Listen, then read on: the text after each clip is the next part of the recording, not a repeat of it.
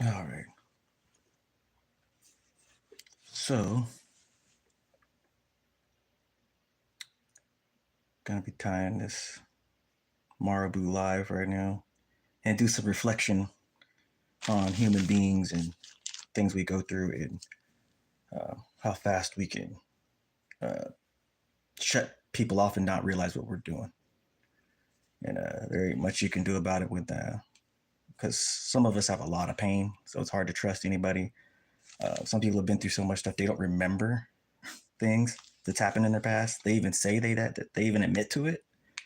So there's not really much you can do with that. If they get mad at you or upset about something, and when you're trying to explain to them, they cut you off, and you're still trying to remember all the pieces to it, but you've ran into that person before in your past.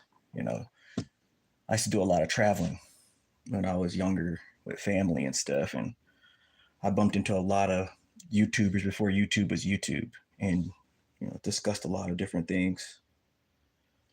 Some people I forgot that I even met them. Some I remembered, and I was like, oh, I remember meeting this person. I was traveling, and it can be difficult when you're trying to you kind of rekindle relationships, and some people kind of forget, and they forget the warnings you told them about other things, and they think it's you, and it's not. You're just it's that don't shoot the messenger type of thing, but they're doing it because of the pain they've experienced from others.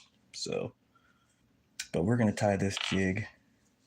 Um, Hopefully that person's all right. I know that they've had a hard time in life, so and I try to be pretty forthcoming with people, but sometimes people think they're catching you in some kind of thing because they just can't believe it's real, that the person's just chill like that, and it's like that sometimes. And I've had it too. I was like, I can't believe it's just like this, and then but that's just how it is sometimes, and it can be. It's kind of like you've been waiting for to meet more people like that you can deal with.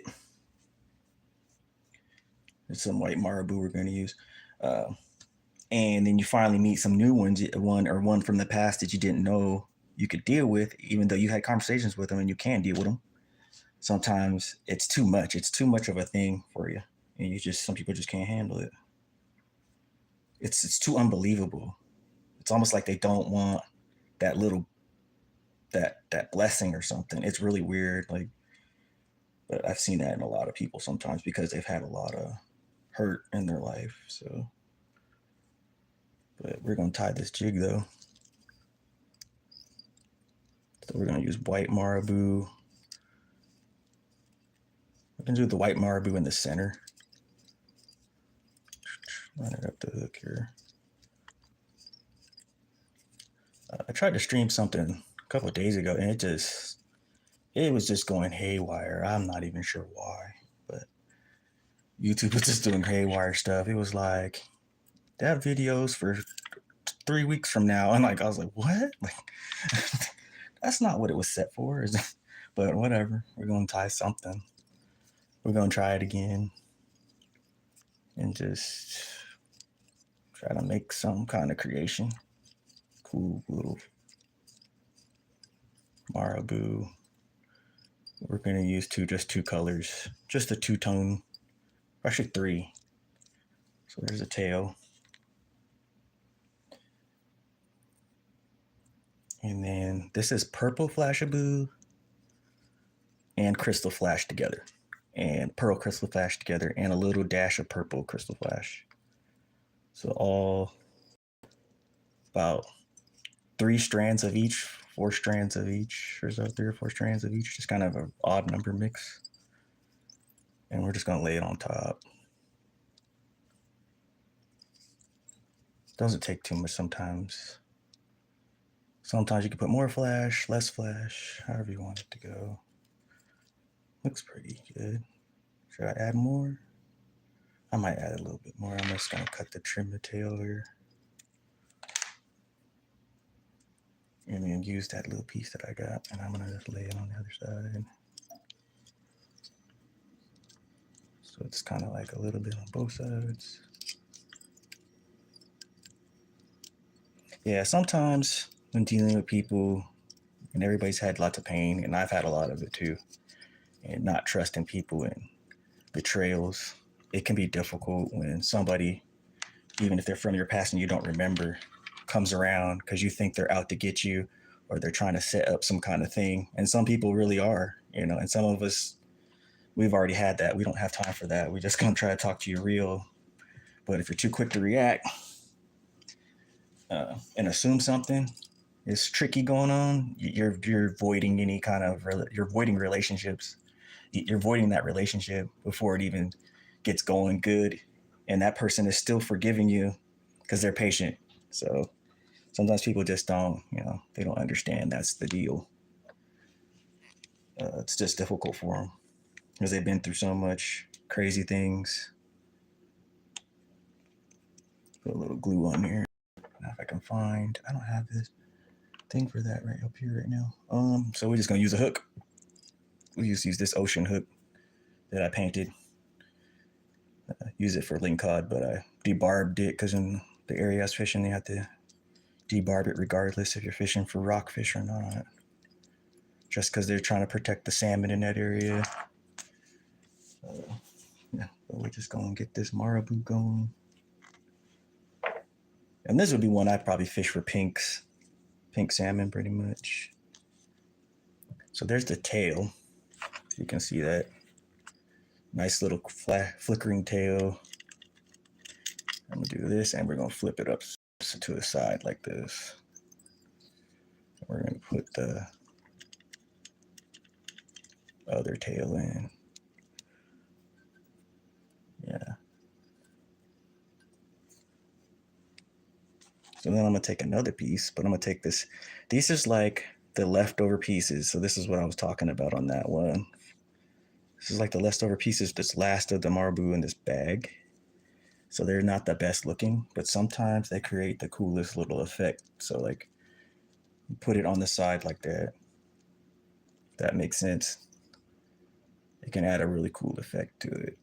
Like, and I've tied a little few humpy jigs like this that are marabou, and they just jump all over it. They can't stand it when it's jigged in front of them.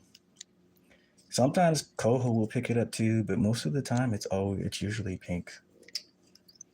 So like next year's an odd year, this will probably be a really good jig to pick up out of my tackle box and throw it around a few times and see if I can pick one up.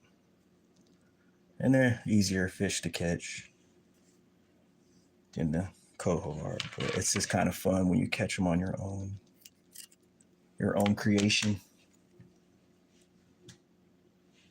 You're like, I made that and I caught 6 of them. So we're just gonna wrap that in and then tie that down. And just tying it down like that, it's building the body up by tying that extra part down. And then I put some glue underneath, so that's gonna really keep it from coming loose. So there's that side. See, so you can see it. And then I left the tail long. And then now we're gonna do the other side. Tie this down. I'm gonna lay it on the side a little bit, like right there.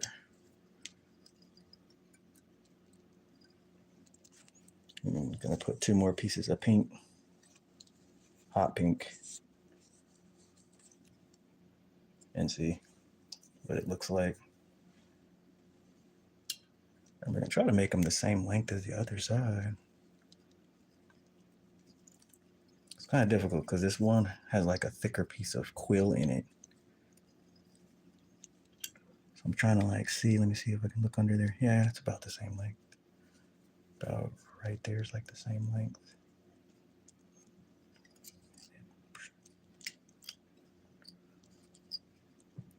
I really gotta look and see where that other one is at. There we go.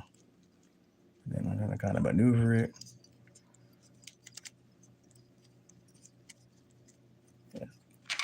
Yeah, this one has like a really big quill in it, so I'm trying to be. It's good to have a sharp pair of scissors because when I go to move it, it's gonna move that feather all crazy around, and it's not gonna be even. like pretty even with the other side, and then I'll be trimming a bunch with scissors and stuff. But there you go.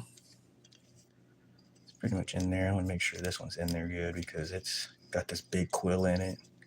So I'm about to add a little glue because it's got a huge quill that's in there. And that's why the body's getting really huge. And I'm like, and you can see the neck's kind of small. But that's okay. But these are like the simple ones. I don't even add a collar to them. Like I put slapping or whatever stuff on the other one, but the video didn't quite come out. It was, I don't know, YouTube crazy. It was saying it ain't coming out for 7 days. It was just processing. I don't even know. I was like, what is this thing doing? But we're gonna tie this in all the way from the neck down.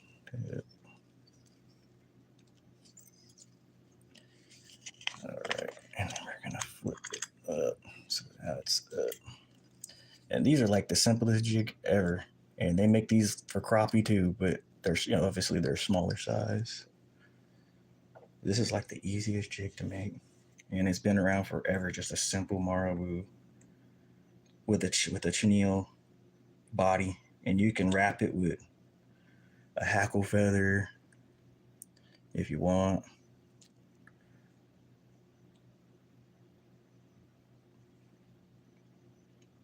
Which you can kind of wrap it with a hackle feather if you want. Yeah. There's a lot of things that go on in this world. It just sometimes even you can't always understand it, and you have to be patient with people. So, because sometimes they don't even understand who, what, and where, and so it takes a lot to be. But yeah, we're gonna tie this simple jig. See if we can get it done.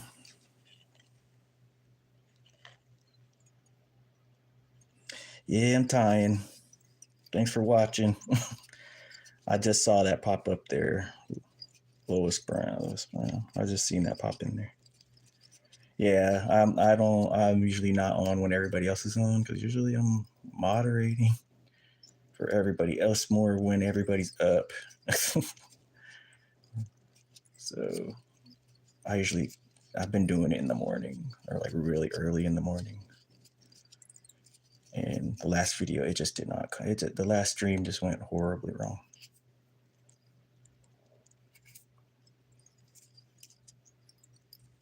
Yeah, I know. I was looking at that. I see it. But thank you for coming in for a second to check it out. Give it a like. I'm up. That's the thing. I'm up at weird hours and stuff. My sleep clock got kind of messed up, so sometimes I'm up. So this is what I end up doing. Just tying stuff. Or chatting with somebody on the phone, but I don't really chat to many people on the phone, honestly. And I just started to, and sometimes stuff don't work out. People think you're out to get them, and they don't realize you've had people out to get you before. But just a little reflection, you're trusting them, and then they turn around and then trust you. They don't realize certain things, and that's okay. You can't really stress it, and you're just out to help them. You're not even stressing everything, but they are. It's all good though. All you can do is still send them love and keep on going.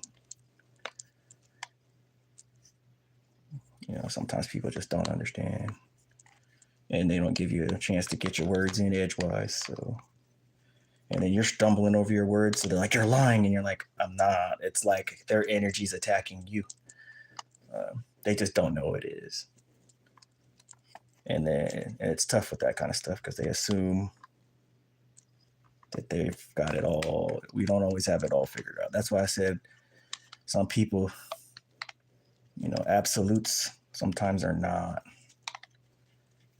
Absolutes ain't always it, what we think. Dealing in absolutes. Everyone saying those certain choice words, a lot of stuff is in this world is kind of manufactured for us to believe is how it is. And there's so much more going on, working pieces, everything. There's that. That should be glued in there pretty good. I put glue underneath. Simple Marabou. You can see it. Simple Marabou. You can see it. And this is a flame chenille body. So it looks like it's pink, but it's really not. This is like a flame color. So if you look at it, it's a flame color. Yeah, but as reflecting, that person, like, they've just been through a lot of stuff. I respect them, whatever decisions they make with dealing with me and whatever, because I understand they've been hurt by stuff, so they don't trust anybody. And I'm like, I totally understand. They're the same way. But this is the fly. This is or jig actually. It's really fast. I got this done in like 17 minutes. So this is like the most simplest Marabou jig you can make.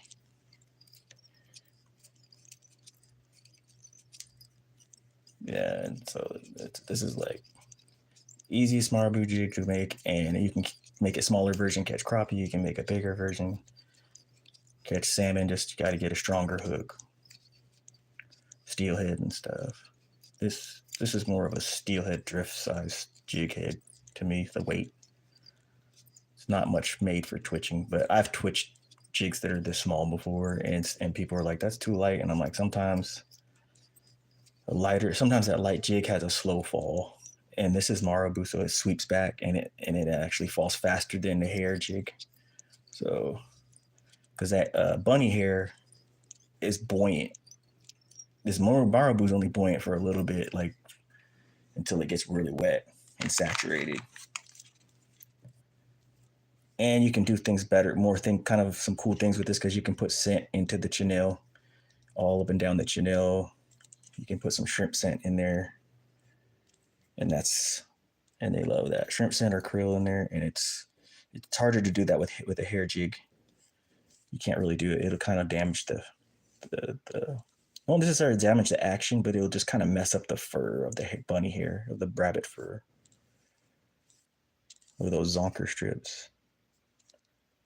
Yeah, and I just kind of let it sit like that, and it looks pretty good. Yeah, and in this one I made a super small collar on it compared to this one. And you can see this one just has a lot to it, a lot more to it. It's just really busy. It's pretty much more of a coho color, but it'll catch other stuff. But yeah, I did a video on this one. It's basically like making a woolly bugger on a jig head, and it's kind of the same concept, but this one is white, purple, like chartreuse, purple, white, like back and forth across the tail. This is the same thing here, but it's double pink, white in the center. So that's a good little tip, is to roll it on its side and then put the feather on, roll it on its side when you put your secondary feather. But I wanted to do it this way so I could have that little long white part of the tail in the center versus trimming it, because this has already been trimmed from before when I made a jig. These are just like the leftover pieces. So you technically, even with those leftover butt ends, instead of throwing them away, you might be able to tie one more jig out of it by doing it this way, or making a different type of pattern. Because there's some shrimp patterns that would lend really well to this, because this is kind of what this is. It's kind of like a shrimp. It's like a bright shrimp. If you change the jig head, you got a different type of lure, kind of. Like I could see someone using this in like Florida and changing this color scheme a little bit, and it's just a basic jig you put in front of some type of Florida saltwater fish or something. Just changing that chenille and that color up. But right now it kind of looks like a shrimpy. It's got kind of a hot pink shrimp color, almost like what some of them. I used to see some of them like little shrimp bonefish flies that kind of look like that. And that's what those pinks eat a lot of. They eat a lot of like krill, like shrimp type stuff when they're out there, and squid and stuff. So something pink that has that fall falling motion is like falling down. And same thing with baitfish, has that dying movement, and that's what gets them when you jig this thing. It's just that they just remember, like, oh yeah, that means eat that. Let's do a whip, a little half hitch here. Yeah, I don't have a whip finisher anymore. I don't know what, it disappeared, and so I literally just do a couple half hitches and with my hands, old school, and just as good as a whip finisher without all that wrapping it around with the whip finishing tool. Yeah, it tightens down on it, and it tightens down on itself, and it's pretty solid. Click, and I'm gonna snip off that thread. That jig is pretty much done right there. All I have to do is add the glue. To glue that thread and then thread in. On this one, I don't worry as much about it if the glue kind of oozes into the chenille on that collar, because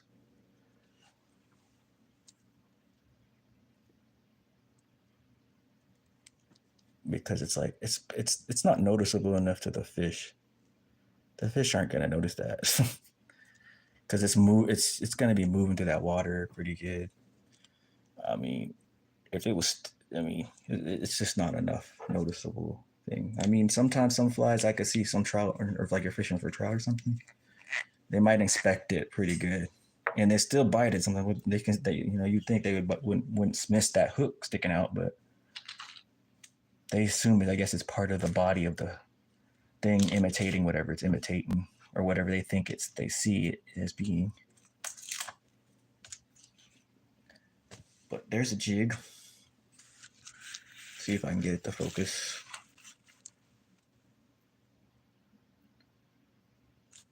See if it'll focus for us. It's trying. Let's turn it around and see what it looks like on the other side. Looks pretty good.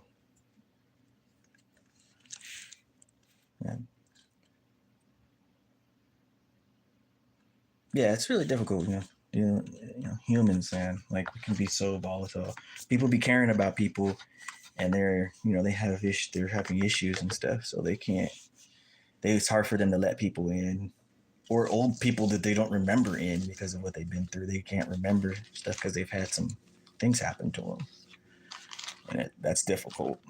So they remember people who they've been around all the time. So if you only met them once or twice, or once in your life, they might not remember you. But they say a human can remember 10,000 faces.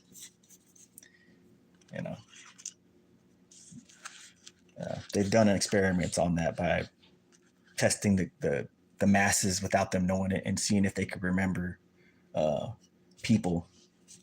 And then they also did that to see if they remember. Like, it's almost like with like crows. Like, they've had someone put on a hoodie and throw rocks at the crow and agitate the crows. And every time the person would throw rocks at the crow, then they had someone walk by and come back with no hoodie. Same person, the crows just watched them. Then they had someone go by again with a jacket on, with that hoodie on. And then the crows went crazy, but it was a totally different person. So it let them know that, like, crows do remember stuff, and people are like that too.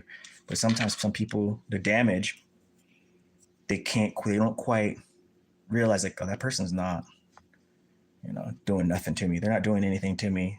They just get triggered by certain things. They're trying to lie to me, and you're like, I'm not telling you the truth. But how? And it's like, they don't understand. Like, I used to just travel and meet people, and some people were very inviting, like, and they're just like, hey, like, they're like, you're just traveling with family, and like, okay. And it's difficult, because there's many things with principalities and weird things in this world. So it's like, it can be difficult when you're just like, hey, I'm just trying to be cool. But this is mostly about jigs, and getting this out. Finally be able to, hopefully this live will go through, when I shut it down um, and actually post properly when I do turn off the live. I know most people are asleep on my neck of the woods on this side of the mountain, and they got to go to work in the morning. But me, I'm up. I'll be up. But yeah, that took me about 17 minutes to tie that fly. It took me about 40 to tie that other one because it was a little bit more tougher to tie or jig. Sorry, this one, if you can see it.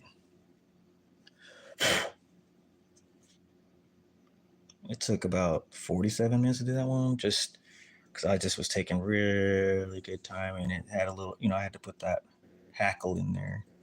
But that's kind of like a Seahawks color jig. Uh, the addictive fishing guys have something similar, but it's like a type of hair jig. It's something similar, but this is like all Marabou, flap and collar, Chanel body. It's a little bit different, but it's kind of the same color scheme in a way, but a little different. But it gets the job done the same. It's a jig. It can be twitched. It's kind of got a coho-esque color to it that they would like. This can catch coho too, but I've had more luck with pinks and even sculpins in the river.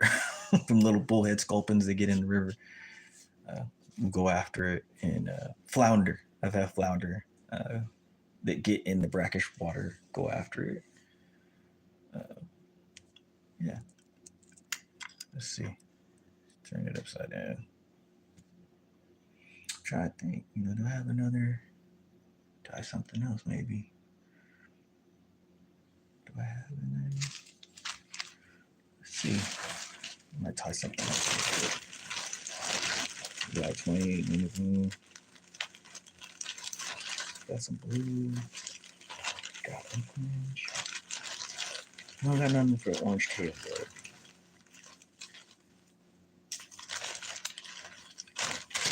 Yeah, it can be kind of tough. Yeah, so here's what I was talking about. So you guys can get whoever's watching, if anybody is watching, you can get an idea. So that's pink. That's flame. So like it's almost like it's orange. It's like a flame fire orange type of thing. And then this is just orange. So you get an idea what the difference is next to the fly. That's the jig. Yeah. Because sometimes when you go in the store and you're looking at that stuff to buy it, it look like it's the same. You're like, it's the same thing. And you're like, oh, it's not. Like, that's a softer pink color. That's a more, you realize, like, oh, those are actually different shades of colors. So, you know what? We can, I wonder if we can make one of those. Let's see if I got any in here. Let's see. And then there's, see, this is Spay, too. This is the Spay Marabou. This is the Spay. The Spay Marabou. It's a little different.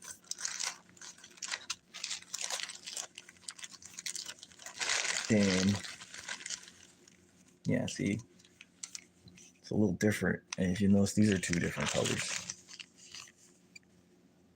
But they're really close in color, but they're actually different groups. That's like a green chartreuse, and then that's like a yellow chartreuse. And that's what's on the other one. So they got so many tones now of color. It's you can mess around with it. I'm looking for a specific thing that I thought was in this bag. Oh. Let me see if we can make one more out of something, make something out of this other one. I'm thinking I can do this here.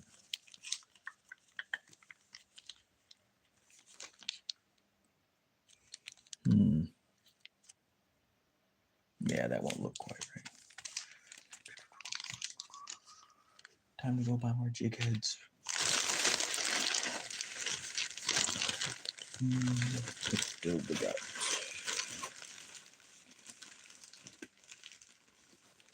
I always do green.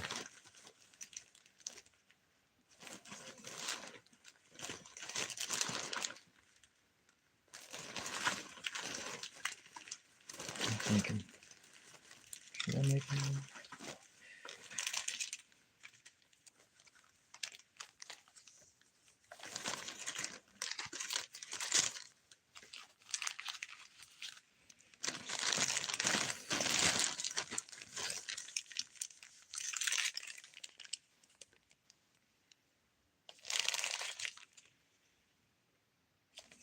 This is technically pink. This is weird because this one's, so look at this. This is supposed to be pink brown over chartreuse, but it looks like just chartreuse and pink to me. But that's supposed to be pink brown over chartreuse. Crazy, like, so technically there's brown. Still, yeah, how about that? We'll just make a weird jig because this jig kind of was something I was doing earlier, weeks back, and I made it. I was painting it, and it tried to melt on me a little bit because I haven't heated up the jigs to make them in a while, to paint them. And so this one kind of did something funky. See, it kind of did something weird. So I'm just gonna make a jig out of it. Regardless, I'm just gonna make something out of it.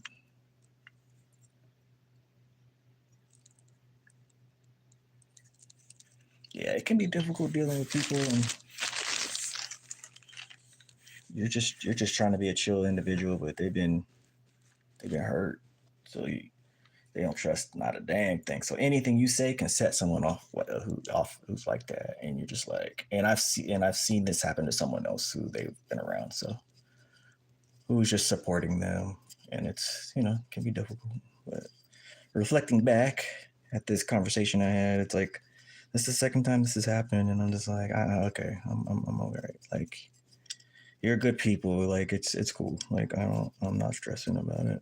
I know people been through some stuff. They don't get it. Yeah, that makes it tough to deal with. Even if you like them, makes it tough to,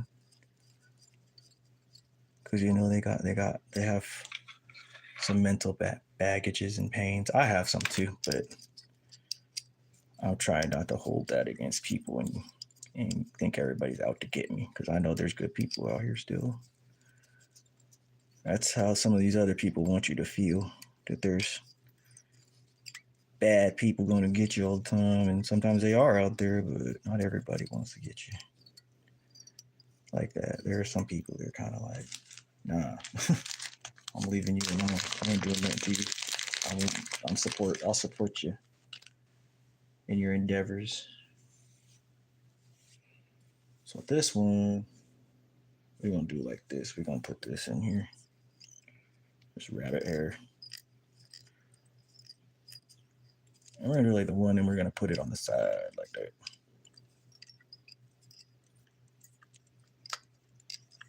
Trying to get it. Yeah, it's difficult when someone's people, It's like you're like, you mean no harm, but they don't understand that. And dealing with spiritual things sometimes can be really difficult on people who've gone through some stuff too, because they're assuming the worst before the best, before something good can happen to them. They're already outsed in it before it's anything good's even happened to them yet. So we're gonna make the tail. I don't want to make it too long, because those fish will. I've had fish kind of soft bite that tail before when it's too long.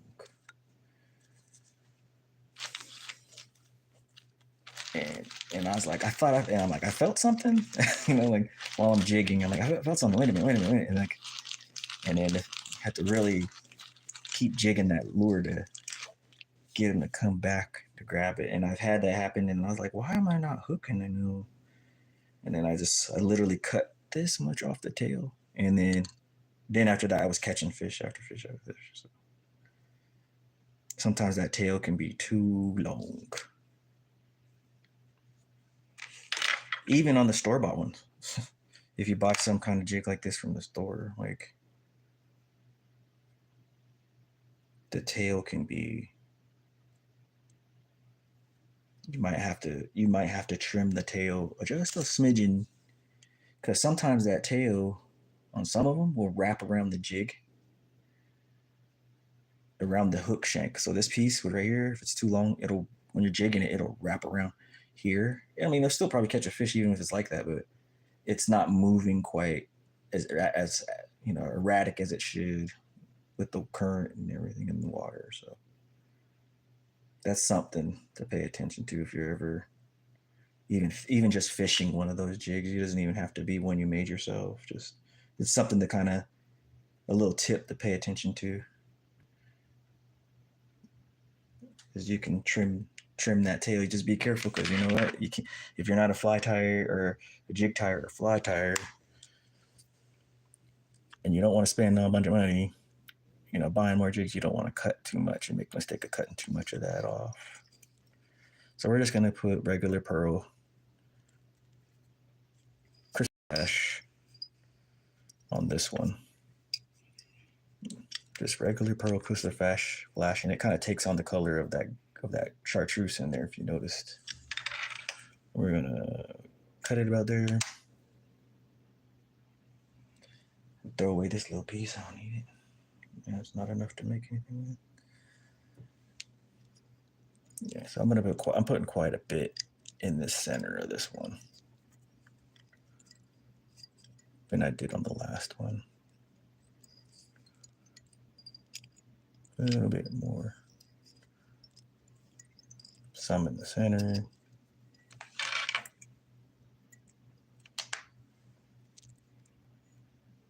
It looks pretty good.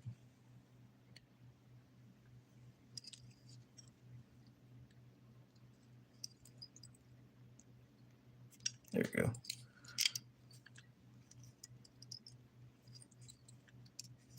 And you'll be surprised how much that little flickering of this deer, this crystal flash actually has an effect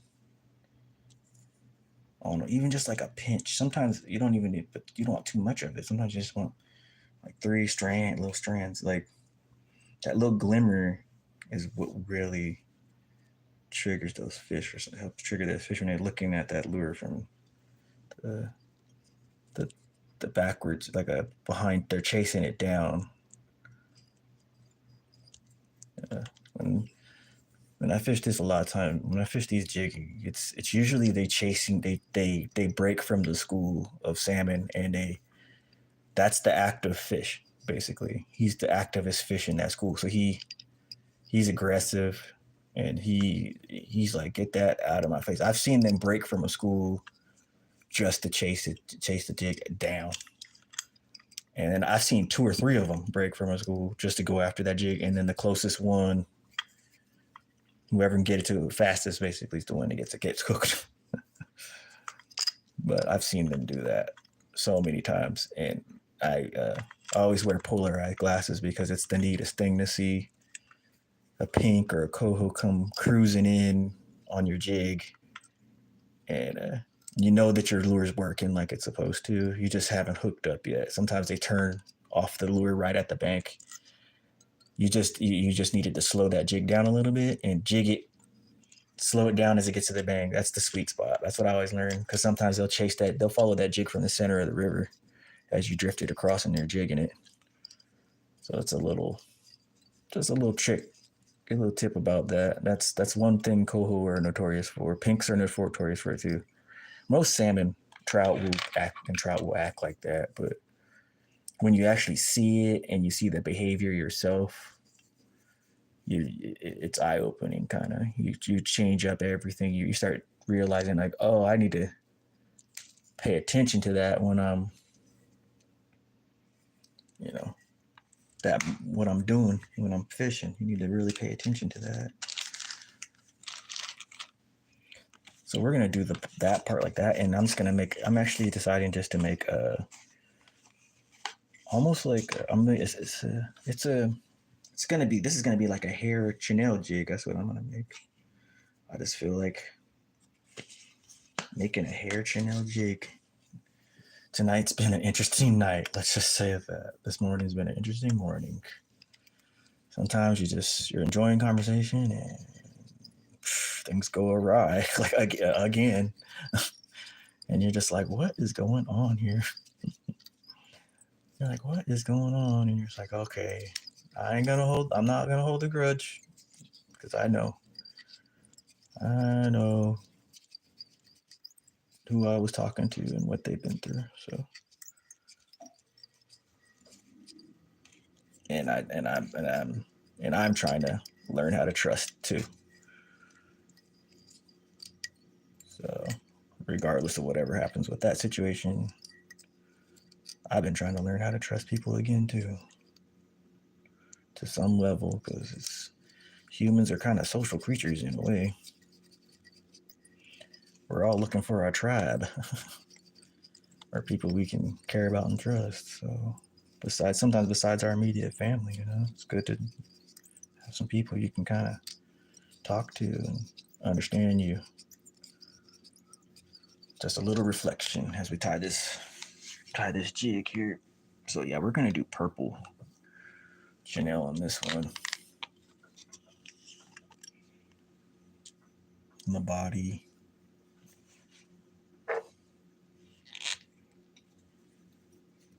I'm gonna put a little glue in here because I didn't put none hardly.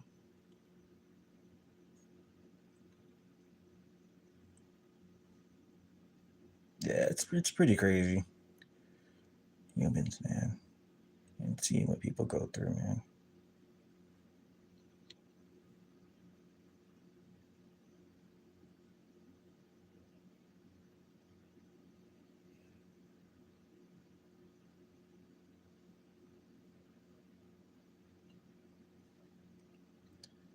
Yeah. People dealing with different things. And everybody's got little issues. And we gotta work our way through them. And it's good sometimes when you have people who understand it. Like, I see it, I get it. But sometimes, people they're still healing. They just don't know they are. And sometimes they may always stay like that. And there ain't nothing you can do. So you don't try to do nothing. Don't try to get into an argument with them. Just say, okay, fine, bye. Just okay, fine. Think what you want, bye. And they're going into other things. You're this person, and you're saying like, yeah, that's not even me. That's not even my son. I'm not that person either. Are you a real person? Yeah, I'm a real person. My hair looks like crazy right now. So can you blame me for not wanting to show my hair? I was like, nah, I don't want people to see my crazy ass hair right now.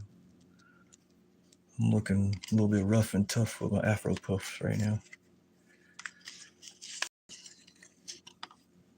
But yeah, we're gonna make this a purple chartreuse Chanel jig. But we're not gonna put any shrapnel on the body. We're just gonna have the tail, a rabbit tail. So yeah, you can make one of these jigs like you can make a twitcher like this if you want. Just the rabbit tail on the end, and then the Chanel on the body. And then if you do the Chanel on the body, you can add scent to it. You'll be able to add scent to your jigs without ruining the rabbit fur on the tail. So it won't be all as messed up, And even if you wrapped a hackle feather across this to match the scheme of the tail or whatever, pink or something, you can still kind of put scent on that. So that's a little trick, because a lot of times that's what with my jigs, I just put a little scent, and I'll put the scent up the line on the little monofilament line itself, just to kind of mask my scent. They claim that salmon stop if they smell a mammal, of certain kinds of mammals. They will stop migration for a certain amount of time, for like 5 minutes in that area. if they smell that scent, because they know that that's a predator or something. They're like evaluating if they should keep going, and they'll kind of hold for a second and then go, because the urge for them to spawn is still there and keep moving. So they'll hold there for a little bit, and then they're just like, no, we gotta go, we gotta go. But apparently that's what the science has found. So like grizzly bears, they will hold up for a second, but grizzlies still catch them. Obviously, you see those videos where the bear's catching them out of the midair. The fish just eventually just go, we got to go, guys. Anyways, so, but a lot of times, I guess they'll kind of hold up, but it's only for a few minutes. They'll kind of like hold off from going upstream for a second because they're like, wait a minute, there's something in the stream. But some fish do not. They just go and they get grabbed by a bear regardless, or a person. But I've seen people smoke on the river too, where they're smoking fishing, and it doesn't seem to bother them. But then you got to think that's nicotine smell. That might be, they might not care about that. That's like something burning type of smell. So maybe, that doesn't alarm the fish as much if it's not directly on, but just a little bit. And I've heard of people saying bananas, and then you see people eating bananas, fishing and laughing about that. But I think what they mean, banana out the boat is basically if you touch that jig with that inner part of the banana, not the outer part, the yellow part, the inner part, that skin, that sometimes I think that can be kind of like a jolt to some fish. They're kind of like, what is that? And that's what it is. They'll kind of like shy away from it. But once that lure's fished for a while, they'll bite.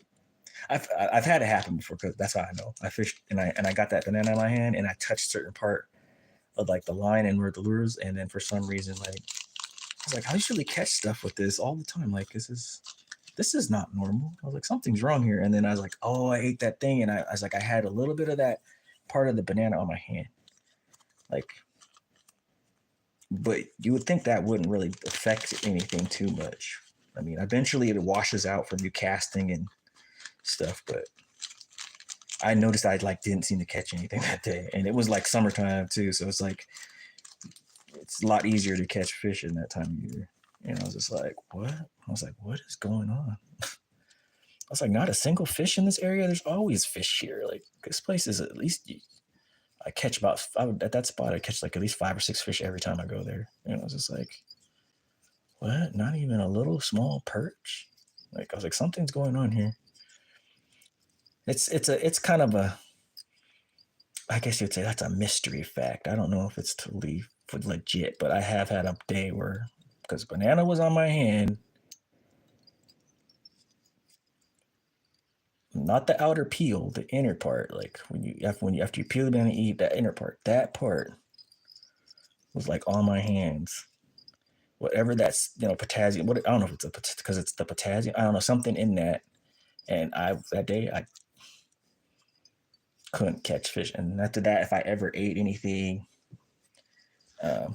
certain things, I would make sure to kind of keep my hand. I'd be like super specific about my hands, how I would grab it.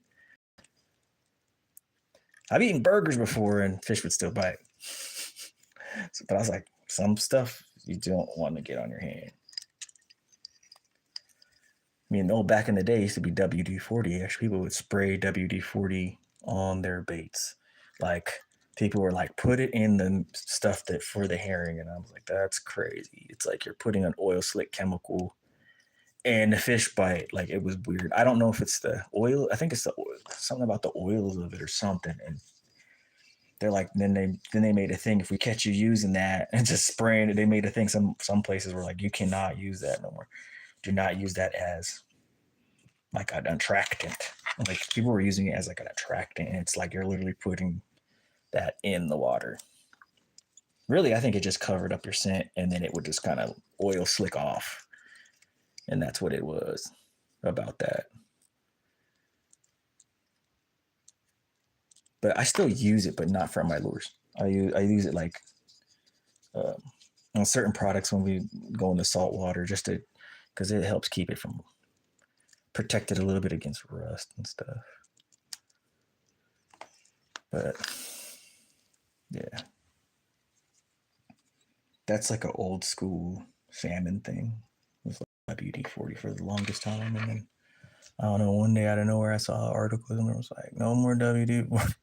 Y'all putting chemicals in the water." I was like, "People been doing that for years, dude. That's crazy." But there you go. Let's see if we can get that video.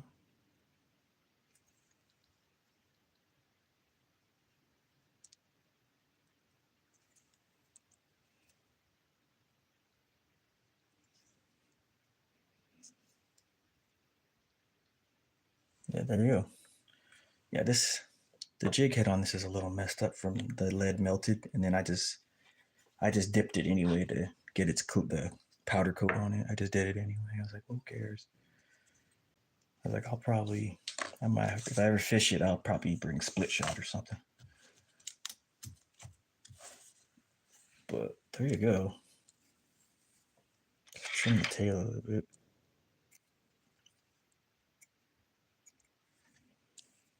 There's like a little, basically a rabbit hair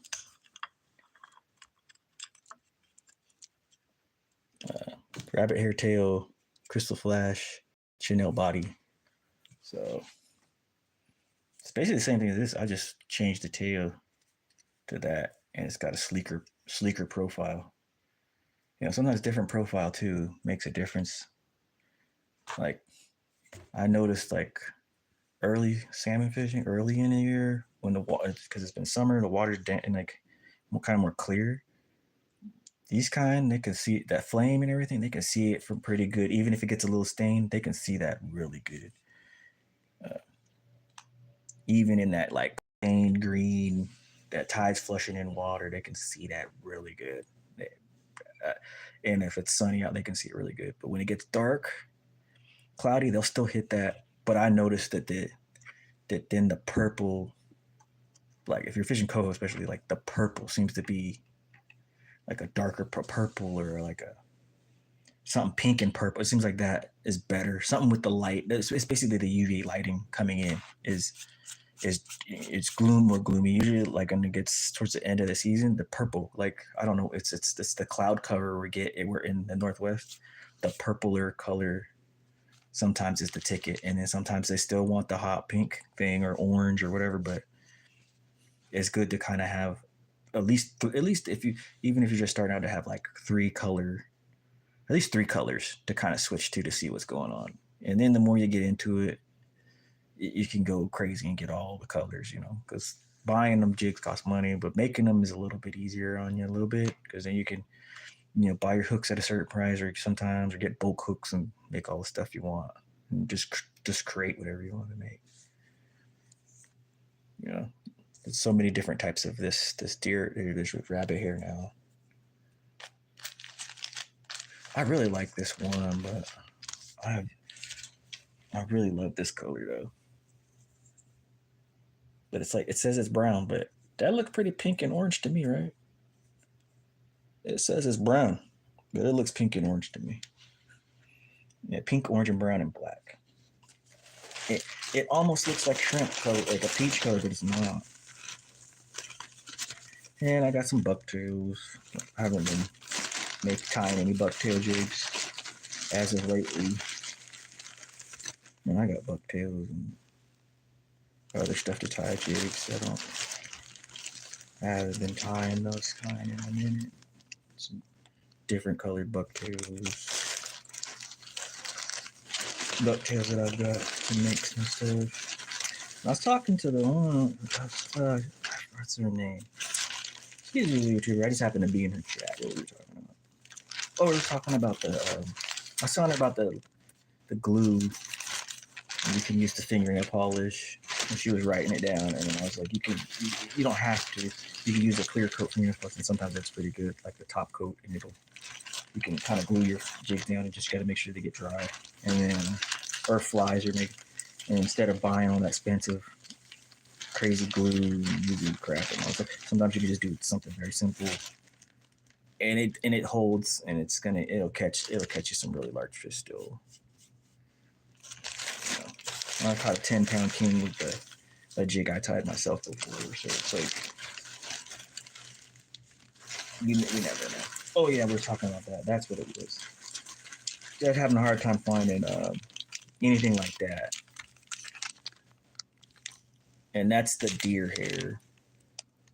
So hopefully, if you subbed, I think it's Barbarian, something Jamie the Barbarian, something like that. I think that's a Jamie Barbarian. I think. Yeah. There's like the deer hair. Like I have some of it. Oh, and yeah, here, and this is elk. So this is the elk body here. It looks very similar.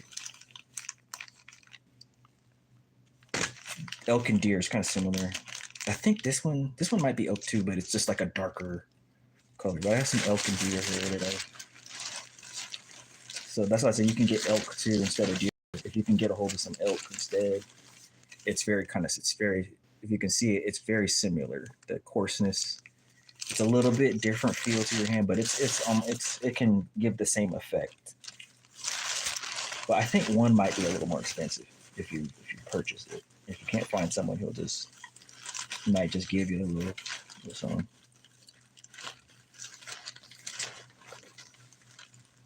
And this is the Schlappen feather that you were talking about. And then yeah, even I have to get more of that. I need to get some and I have blue.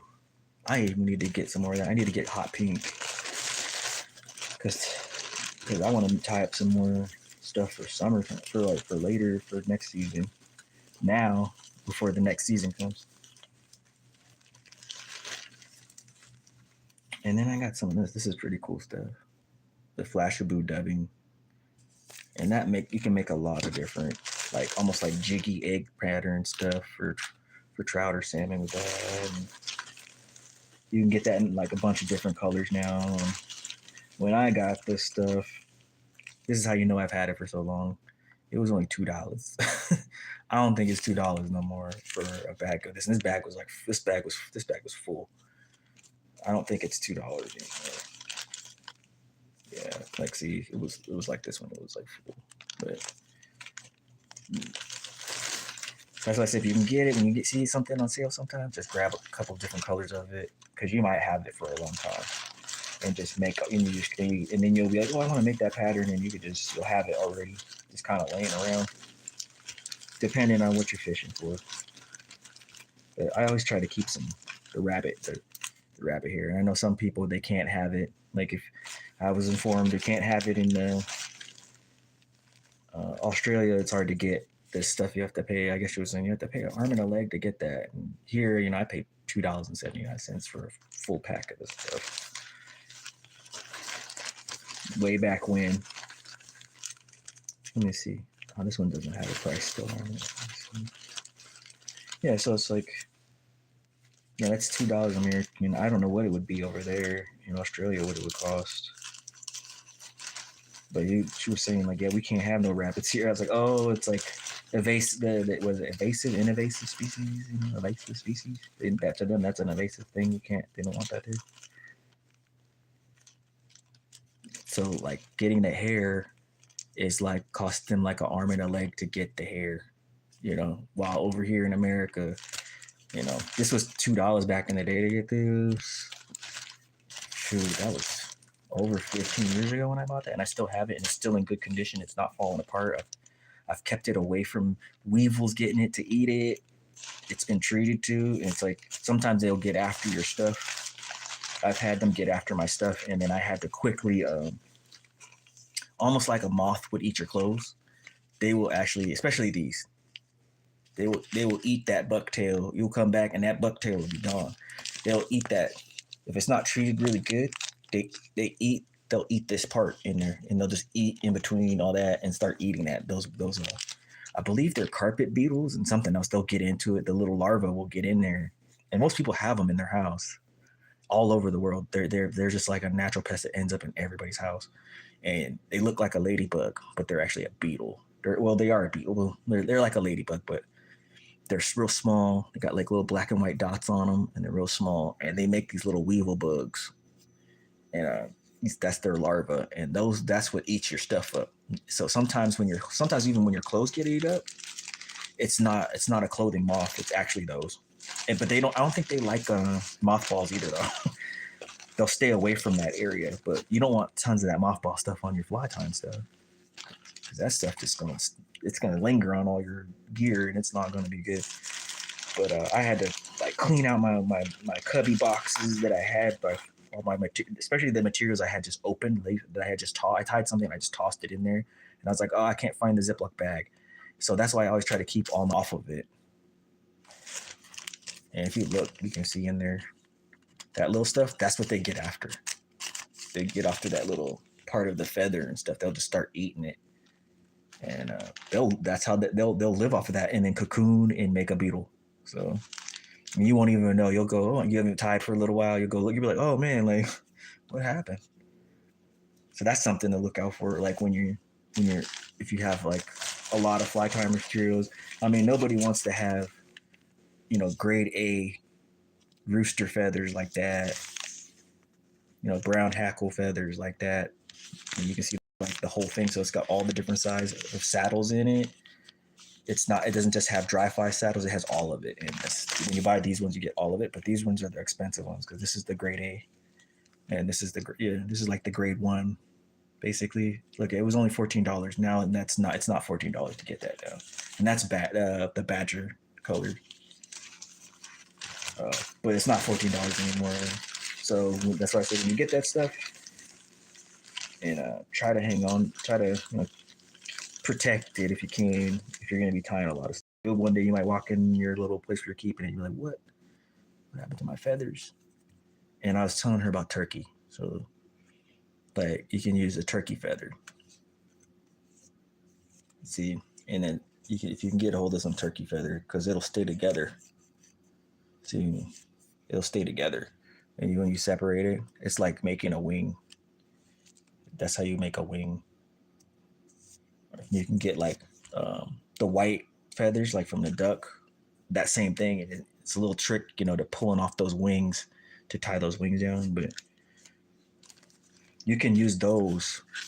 You can take this wing, which is kind of neat, and you can and see how it's kind of, as long as you can keep it together and tie it down right, that can, if you shape that, you can make that into like a sabiki. So that would be one, like instead of it, they say fish flesh, that would be your piece of fish flesh, but it's a feather, and it'll work on a sabiki. You can just add a little scent to it, and now you have a sabiki. You can literally just take 2 of those wings and tie it on a hook, as long as they're laying like those 2 skin pieces, and it's the same thing.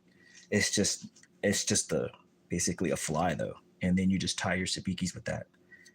Because some of the old sabikis, I used to have some laying around. I don't know where I stuffed them. I might have gave them away, but they're herring one for catching herring, for jigging herring, and it's literally just, they use like almost like pieces of plastic, like little plastic wings, and that's the sabiki. It's like, that's it, and they just jig it up and down, those little white pieces of plastic, like 2 wings together, and those bait fish jump all over, and then you just pull it up and there's herring on there. So you could do the same thing with a feather. And a lot of native people to certain tropical regions, that's what they use. They'll find a bird's feather, and they'll take I forget the other material they use. Sometimes they don't even have thread. They use something else, like almost like a type of cordage or something from the forest, and they wrap it on the hook that they get. Or they'll even take like a branch and find make the find a V in the branch, and that becomes the hook, and they will tie like a line to that, and then wrap those feathers onto it with like a cordage. And that's pretty crazy. And then they throw that with hand, and they like tie rocks to the line, and they throw it with hand, and then let it go down in the ocean, and then they pull it up by hand and make it move like it's on a fly rod. And that's how they catch like huge fish, sometimes sharks and all kinds of stuff. So as long as it looks like it's something getting away, and that's how they catch fish. And sometimes they don't, but that's how they live, and they survive out there like that in some of these tropical island areas. Sometimes that's what they do.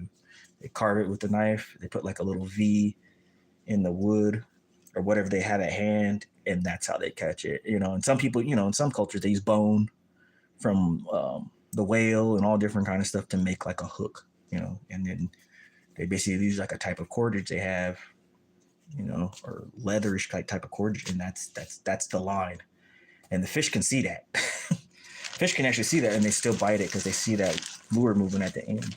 So, let's see.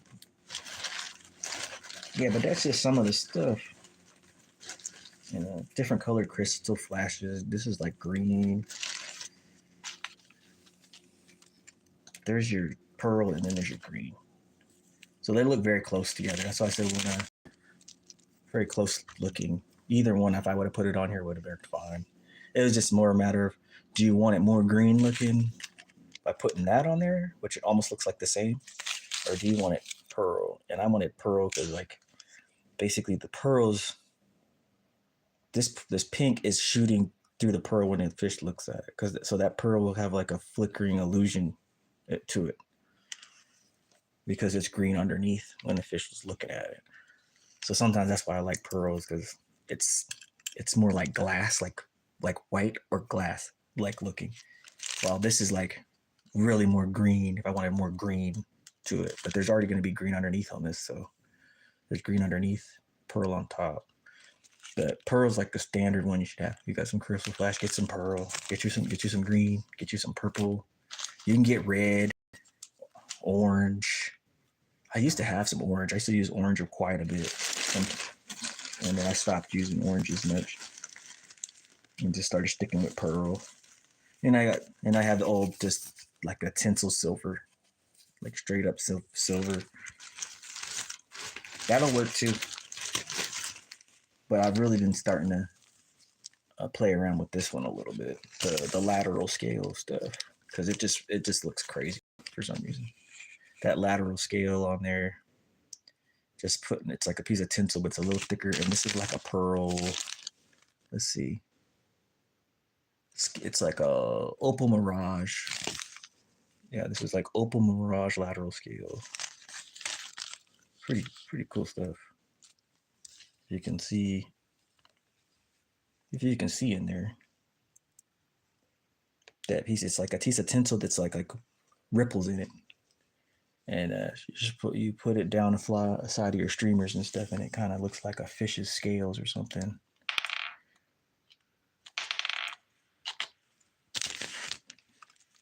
So now this is dried up pretty good.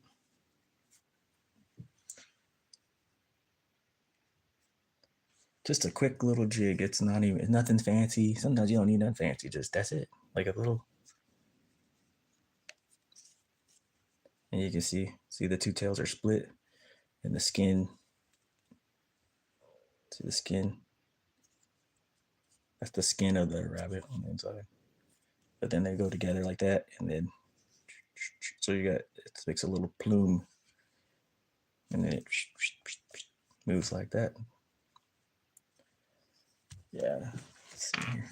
You know what? I might tie one more. I'll tie something else. Just a whatever fly. Another one of some kind. You know what? We'll use this. Is it over here? Let's see. I know I left one on the table up here.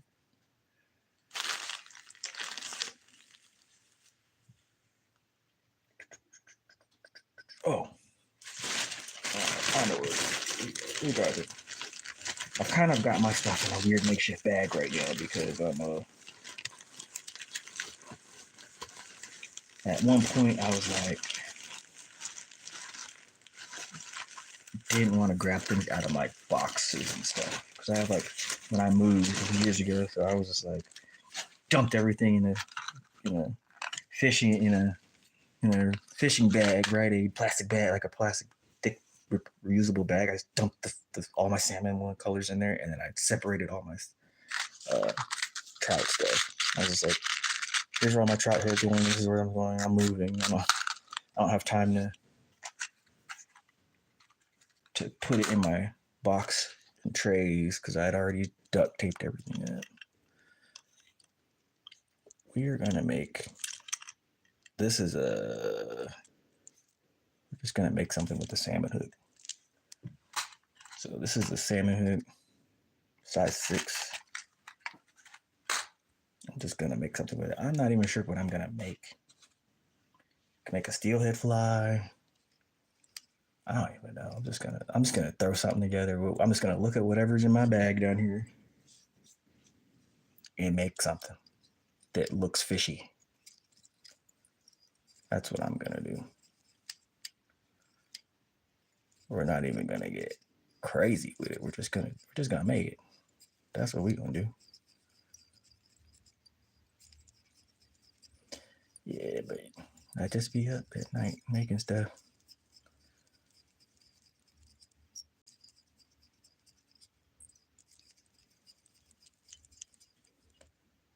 Yeah, this is a good salmon steelhead hook. But everybody ties a little bit different from how they were taught by people. But I only got taught a few things, and then everything else I just had to like get books or a lot of stuff I was doing on my own at like 10 years old. I was just like, they're like, that's what he made, and like they're like, that's pretty good for only being 10 years old at the time. So whenever I see a young kid who's like on some video at 10 years old, and they're like, look at this. I'm like, yep, I was like that too. I'm like, look at that. He's already tying that good already at that age. That's amazing. And then, you see some people, they're struggling. It's like, no, man, I met some women too in the past that tie flies. I'm like, just tie. And some people are like, I just tie them just to tie them. And then they tie really great. And they're like, I don't even fish with them. I just give them to everybody else. I said, oh, man. That's cool.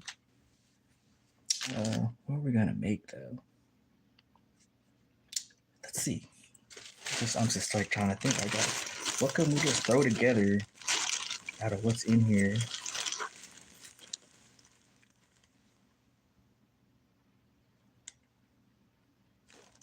That'll be neat. Let's just let's just do that. Let's see. We're just gonna throw something together. We're not even.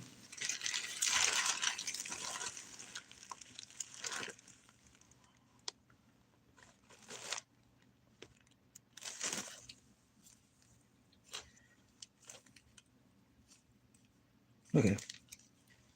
That's what we'll do.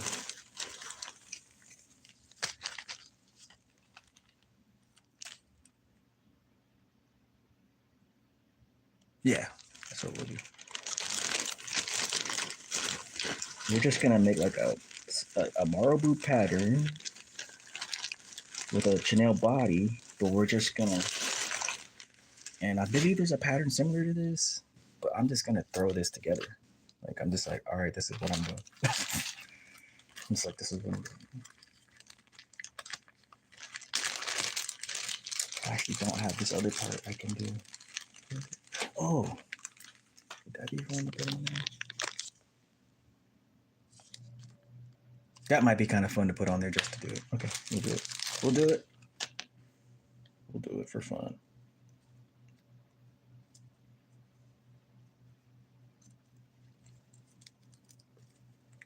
Yeah, just a little reflection. People, go through a lot of stuff in this world, and you try to be friendly, and then you might cross a little line, and boy, it don't take much. And especially if they've been hurt a lot by people, and I've had it too. So definitely learning about some spirit. Yeah, that's okay, I guess. So we're gonna use. I know a lot of people don't like talking about no religion because it's a trigger. It gets people riled up because there's many beliefs out there, some that aren't even talked about, that are in our society, that are active, and people don't even believe that's actively going on. But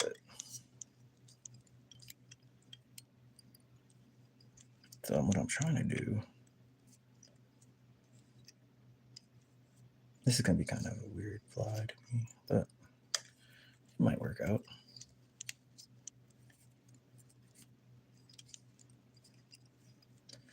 I'm gonna cut this off here, trying to not have it fall apart on me.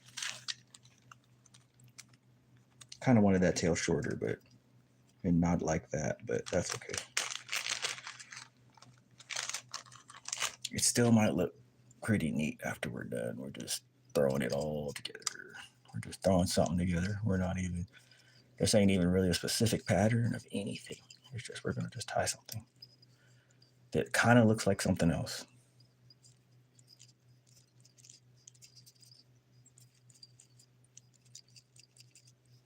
But yeah, human beings, man, it's so difficult. And you're being real with them, and they just, something sets them off, you know. Oh, you're trying to do, and you're like, I'm not. Not trying to disrespect you or anything. I'm not trying to get one on you over on you. I've had enough of that in my life already. The people do stuff to me. You don't come out after being shot, and you don't come out of situations like that and be like thinking it's all funny, you know, to play with people. You may be cautious of people though.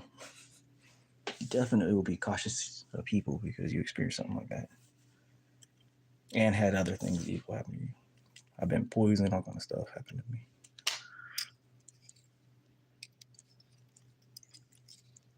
And it just, because somebody, you know, is out for someone else's spirit or something about you as a in general individual.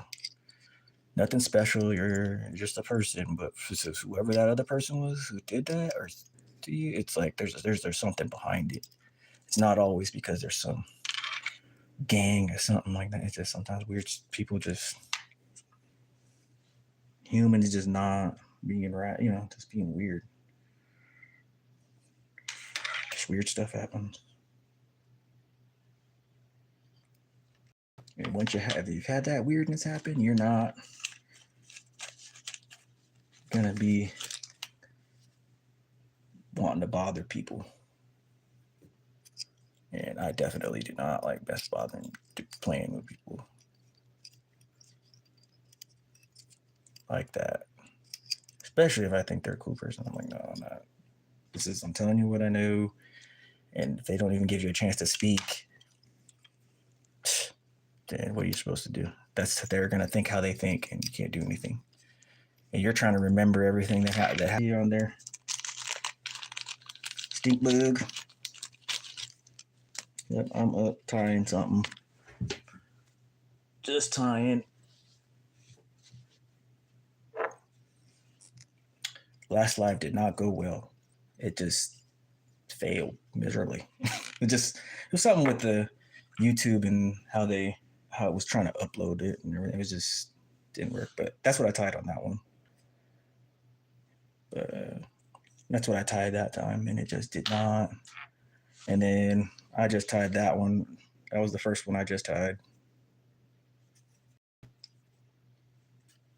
And then I tied this one, just messing around with stuff. And then now we're tying a kind of like a salmon hook, basically a size 6 salmon hook.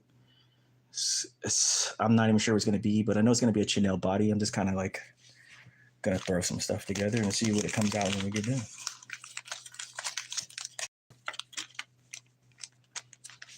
Yeah, but I'm just up right now because I was groggy all day. And I was like, you know what? I'm just going to tie something. I'll go live and tie something. Tie a few. So, tie 2 so far. We're going to tie 1 more. And I think I'm going to be done. Unless I get the inkling to tie something. But I don't think I'll be done after this one.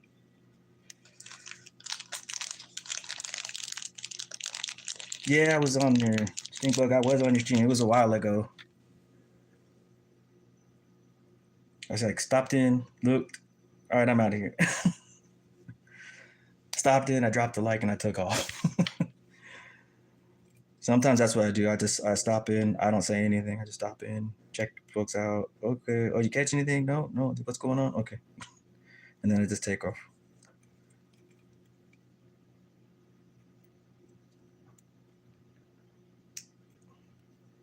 All right, so we're gonna put this in. This is gonna be interesting to put this stuff in. I've never used this stuff, and I've had it for a minute, and I know it makes really good. Um, it's gonna be kind of fun using this stuff. I just want to see what it looks like.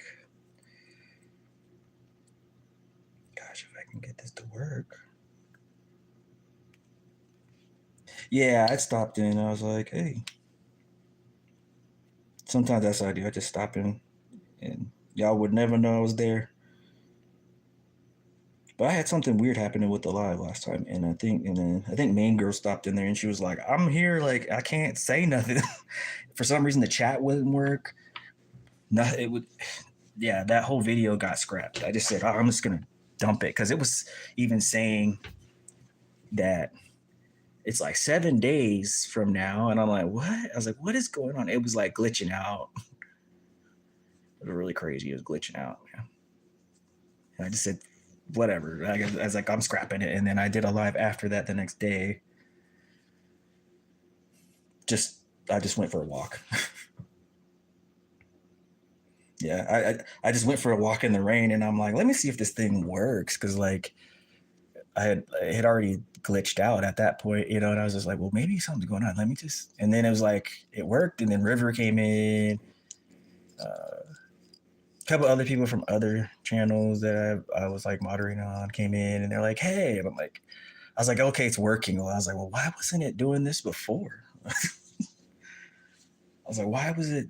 I was like, something. I was like, I don't know. I don't know what this is. Like, I was like, oh, like what is going on? And I just said, oh well, that whole fly tying was scrapped after that. And I was like, well, I was like, there'll be other days, whatever.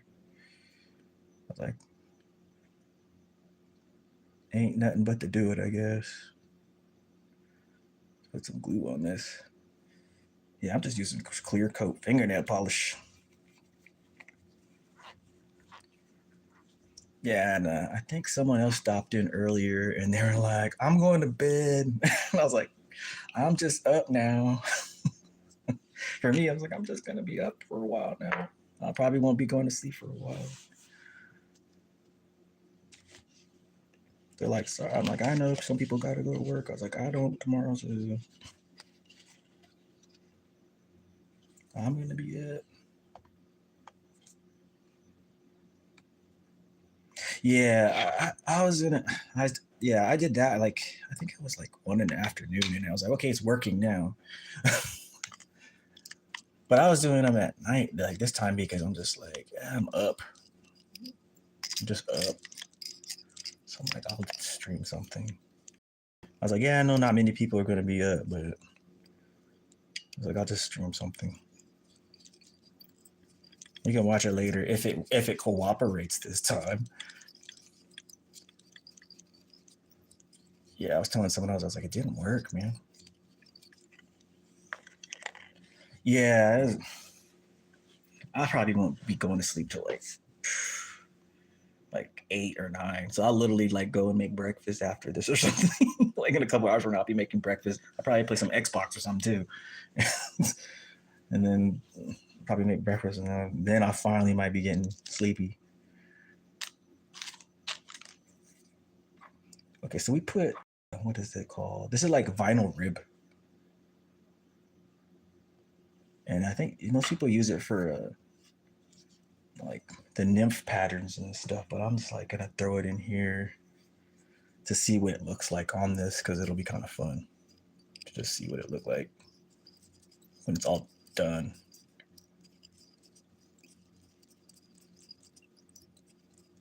To me, I'm like, hey, you know what? I wonder what that'll look like. Because like, to how it looks to me might not be how it looks in the water to the fish. So it might look totally different to them than what I'm looking at.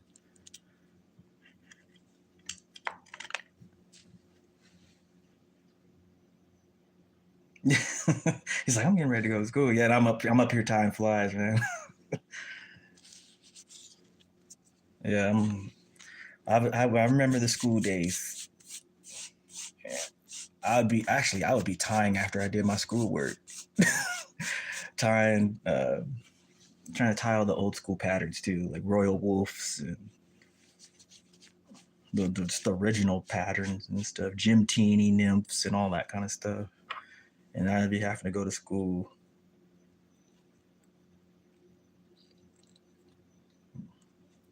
The next day.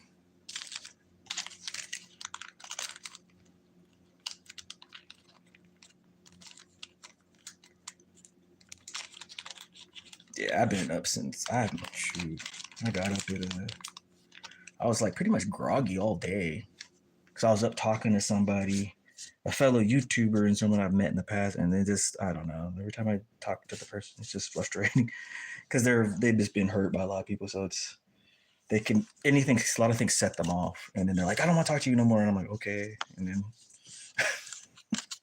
it's tough. You're just like, okay. I'm like, I'm not trying to do nothing to you. Like, I don't even live in the same state as you. Like, but I met you once when I was traveling. You know, it's like people get sensitive. You know, there's things that go on in this world, so they get like, was it you? And you're like, it's not me. I'm just I'm just a person who's chilling. I've had the same problems, same things happen to me. That's what happens though. People's trust, people's trust, it's hurt, damaged, and then anybody even coming back around them is like, it's like, are you gonna be an enemy? Are you gonna do something to me? And if you're the type of person like me, you're kind of mellow. You're like, nah. Like I shy more away from drama. I'm like, I don't really. So you see someone freak out like that, and they're like, don't call me, don't do this, and I'm like, you called me. You told me you wanted to talk to me. So I'm like, I'm a little confused. I'm confused. Such is the world. Whatever. Can be confusing. You're just like, all right, well, okay. You're like, I still like you though. I understand, but okay. I forgive you still. But it's like, okay. People just be in their I think we get in our heads sometimes about stuff and we don't understand it. Like some people aren't really trying to do nothing to us. It's not about weaseling or doing anything to you. Sometimes a person really likes you, just thinks like you're cool. And you're like I've done it before too. I think it's like you're kind of like canceling out that connection because you're so worried about them doing crazy to you, and so that's what's keeping you more isolated from people. And I've had that too. I've been like isolated from a lot of people because stuff that was done to me in the last couple of years, and it's just like I just kind of got to the point where I'm like, gosh dang it, who cares? Like some people are just not nice, and that's just how it is. And some of us are kind of chill. We don't understand that why some people do the things they do, but we're just like, okay, like why does this have to be all that? But you have to let them do how they do if they don't want to deal with you anymore, even if you ain't really do nothing to them, and you've been helping them. I was actually helping on their channel, like I help post their Cash App, I do all that stuff, but I'm just like, yeah, go ahead, do your thing. Like that's your baby, that's your thing. I'm just here observing and being entertained at the same time. I understand what you're talking about, and I'm not trying to do nothing to you. And it just sometimes people just think that you're trying to do something sometimes, and a lot of times you're not. But sometimes there is some who are, and they just want to ruffle your feathers and stuff. I had some people on other channel just try to ruffle my feathers when I was, moderating for somebody, and like, what are you doing over here? And I'm like, because it was a different genre channel, and they're like, why are you over here? I'm like, what? I'm like, what does it matter, man? It's just I tie flies. I'm a jack of all trades. I like a lot of different things. I like learning things. So it's like, no, it's like, oh, it's just over there. Person's cool. Help out, keep their chat from getting flooded with a bunch of jerk faces, basically. And for some reason, that was just like, I don't even know, like set that person off. Like, what are you doing here? What are you doing? And I'm like, you don't even know. It's kind of weird. And that person was lurking in that chat, and I was just like, it's okay, like it's fine, I don't care, like but this is someone else's channel, not mine. I just a mod here. we're just gonna make it, yeah, we're gonna do white on the top. And then, you know, that might be kind of cool. Put like, let's put this, we're gonna put that on the top because we got it on the tail. And then we're gonna put, yeah, that'll be all right. Let's see. Because yeah, tail's got crystal. We'll do like, let's do like the Flashaboo on the top also. And then we're gonna do Spay Marabou on top of, we're gonna do purple on top of Spay Marabou. No, maybe we should do, no, you know what? We'll do the, let's do the purple underneath. Yeah, we'll do the purple underneath. That'd be kind of cool.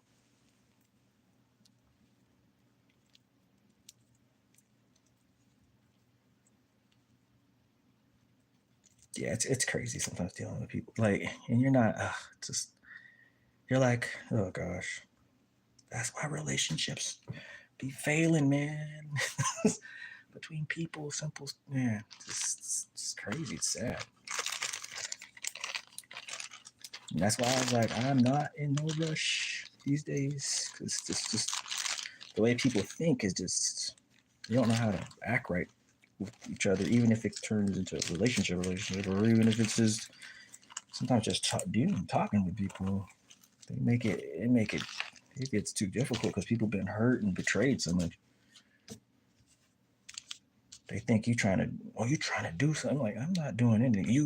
It was this person. I know it's true. And you're like, oh, it's rough. It can be rough. All right, we're going to do this purple. Yeah, purple under. Boom. So this is going to be tricky. This is kind of the tricky part about this. Purple, 2, 3. Boom. There's the purple on the top.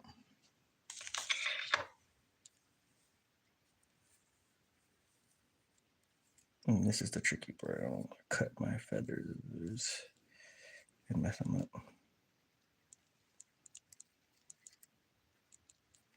And I don't want to pull those feathers. There we go. So I was trying not to cut that purple up too bad. Yeah, it's going to be tough to do this one.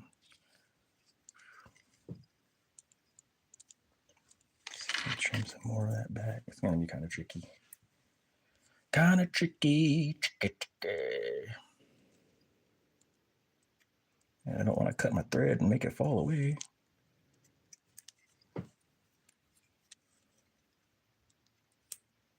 That's the only thing about this one, doing it this way.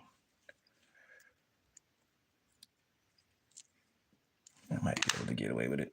We'll see.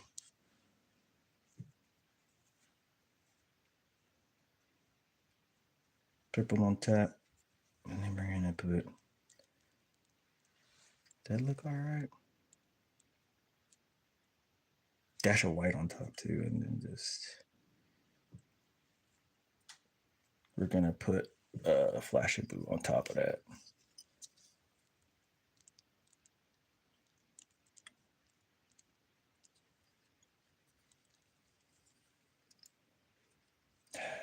Just a basic person.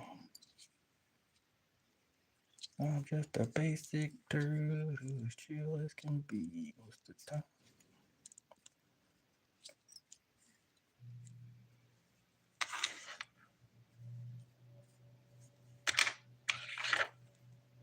And we're gonna take that. Here's the tricky part.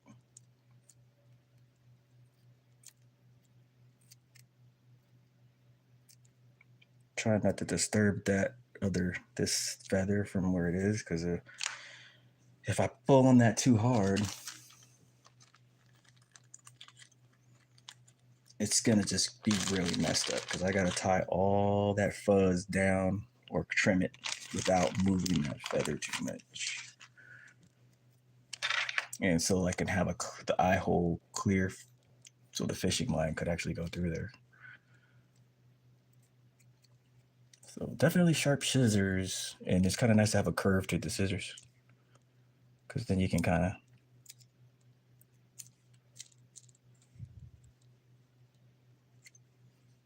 get down in there and not cut the fly. Cut the fish. That's the only part I'm worried about, that fishing line or the thread, cutting the thread, because then it'll come loose.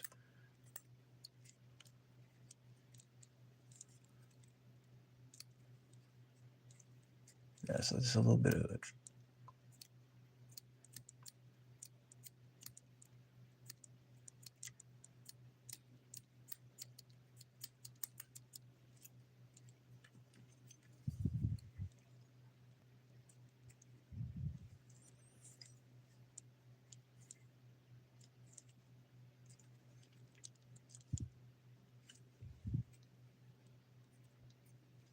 I almost want to leave it with a little fuzzy head like that. Let me see if I can use these ones. These ones are kind of more like a razor.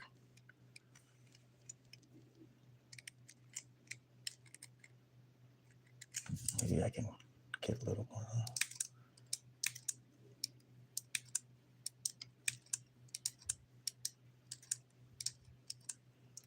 I'm just trying to get this back. Looks pretty good.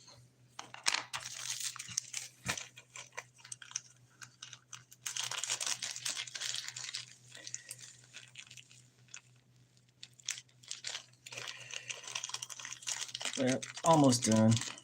It's gonna be the last part of it. And I'm gonna be done with this fly. This Frankenstein-like fly.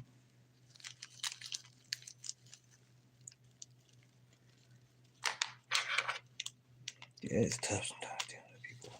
But you gotta love them and give them grace.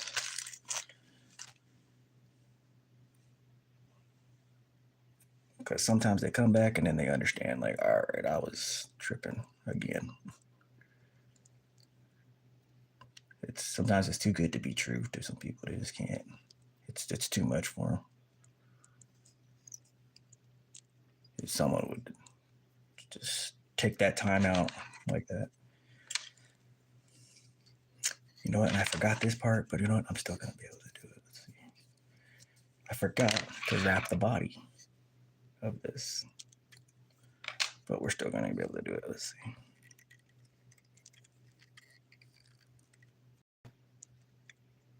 It's all right though. Humans.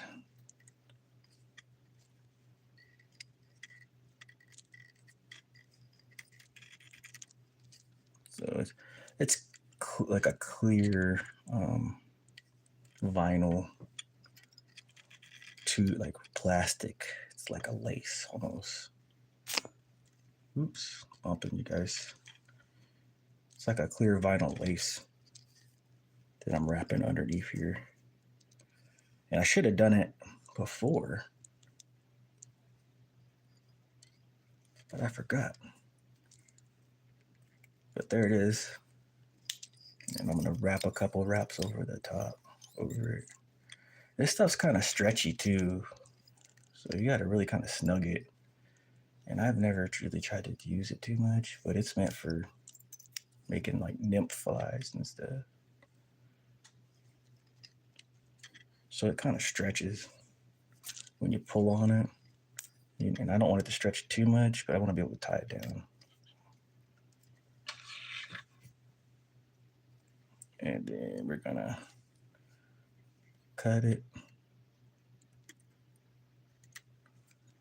And that fly is pretty much dead. I just need to finish.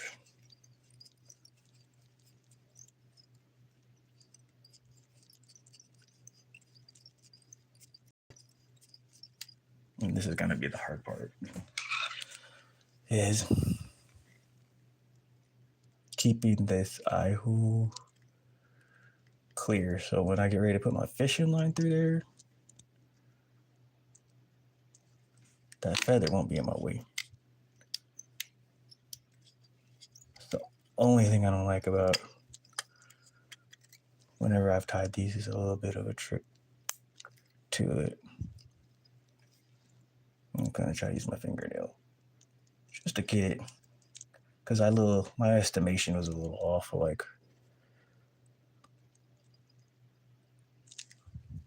basically, I should have pushed this back a little bit and put when I tied it down. When I tied it in,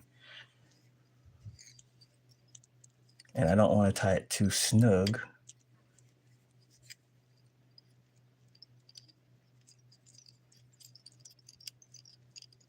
There it goes.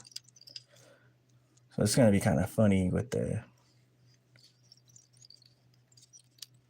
there it goes. It's kind of acting right.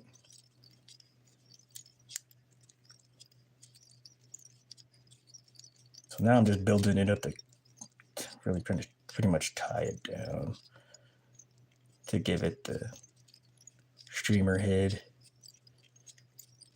of whatever it would supposed to resemble.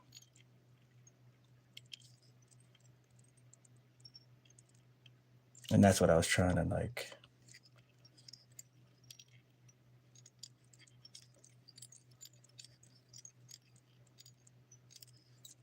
And as you can see the little fur, the little fuzz is still sticking out there. Let me see here.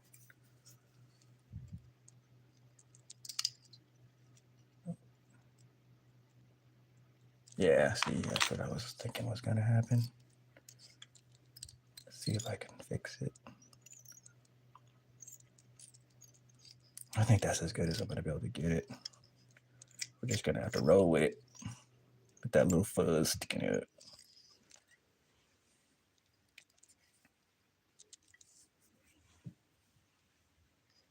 Down if you can see it. Let's see. And if you can, have to pull it back a little bit so you can see it. I was getting intense trying to focus on that. Tie that, the head of that fly on.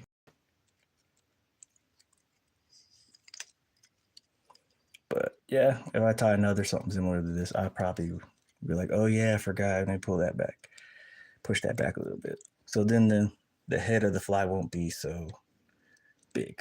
But some fly tyers like to make the heads really small. So they're really specific about how they lay those feathers in there. Some like a bigger style head because it's like they want it to kind of be more like a minnow's head. So it just depends on what you're trying, and if you want to, like that. One will tie it more of like a bullet shape, or bullet shaped, and then one person will tie it a little bit more stubby looking, and another person will tie it so it's more cone shaped. And it just depends on the fly, but the fly tire. And but when you buy them from the store, they usually make something uniform. So they learn to tie them. They teach the people whoever tied them for them. They teach them to tie it like uniform because they're selling it like mass production. So they have all these people tying them, and they teach them to tie it. You just tie this one fly, like, okay, you got it, now tie them. That's what they do a lot of times. There used to be this place, I think it's over in Africa, and that's what they taught them, and they pay them to tie some of the flies that go around the world. Actually, they actually pay the locals to tie, and they give them all the stuff, and they tie the flies for the companies and to ship them out. And they did that for, I guess, because there wasn't, where they were at, those people were like not having much money and stuff, impoverished a little bit. So they're like, hey, we can just like do this fly tying thing, and they'll tie the flies, and we pay them, and they pay them, and they tie like beautiful. The flies are like all uniform, like it looks like a machine made them, but they were all like, they're taught to tie them that way. They're because they're working for like these bigger companies. And I think there's a couple places like that. I've seen some little exposés on it, and it's pretty neat. One of them had like a fly fishing school or something, and they had like stocked some fish or something someplace.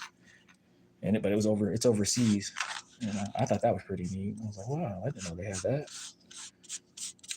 I did get hit up by a guy.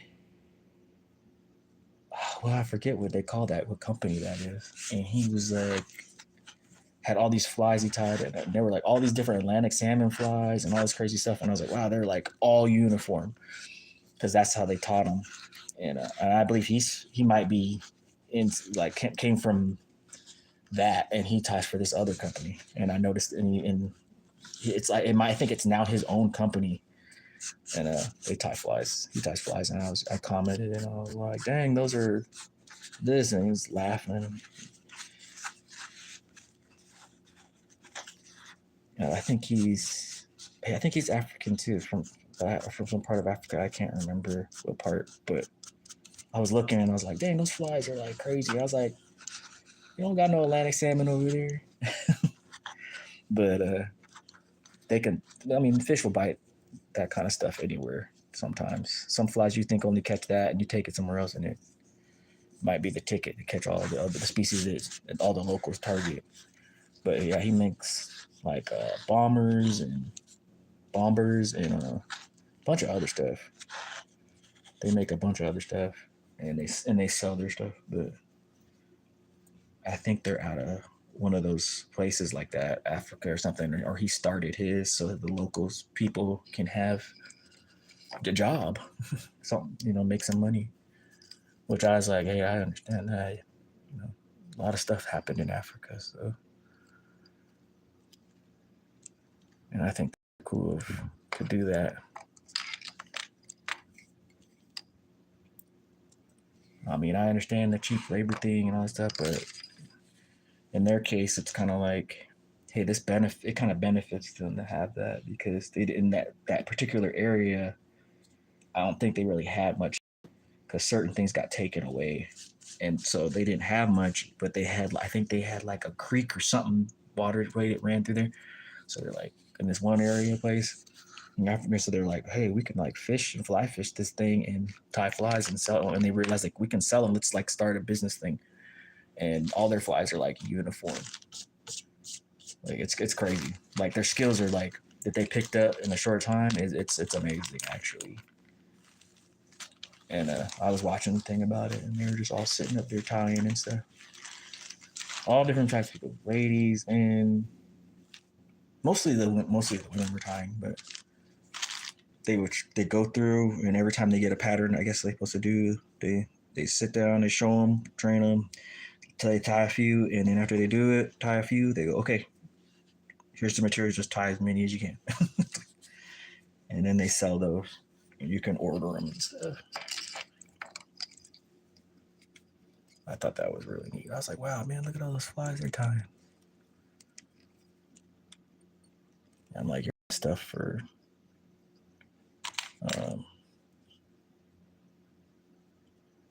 European type fishing and stuff. And over here, they're tying like steelhead stuff too, steelhead flies and bomb and flies that are out of Florida, like style flies. I'm like, those are like for fishing in Florida, fly fishing in Florida waters, like, and they're making them. Cool stuff though. So there's like a purple flashabou on the top. I don't know if you can see it, but there's purple flashabou on top of the white. But let me glue this down. Yes, this camera just be trying. This thing just be kind of trying to focus, but so I'm gonna use thinner on this one because yeah, it's gonna be difficult. I needed to get down into those that Marabou.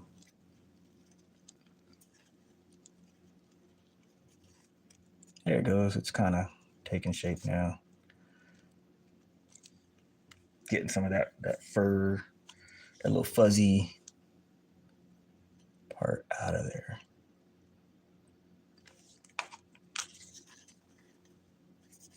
That's why I said everybody does something different, and this is just kind of my way to keep it from getting crazy on me, so that I could keep the eyelet where I can actually test it out actually while I'm sitting here. Where's that little piece at? So this is kind of like would be like a piece of fishing line almost. This is that vinyl. Let's see if we can.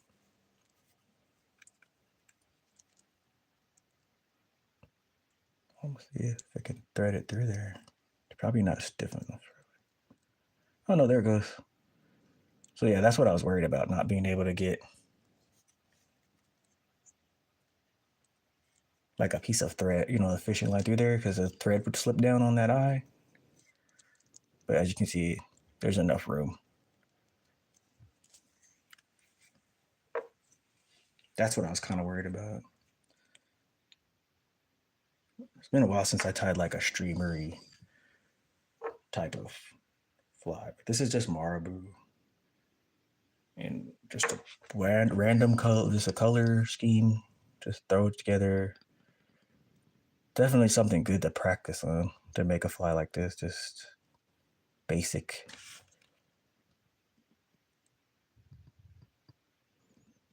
Yeah, people are just difficult sometimes, and you care about them. It's difficult. They've been through so much. Some people.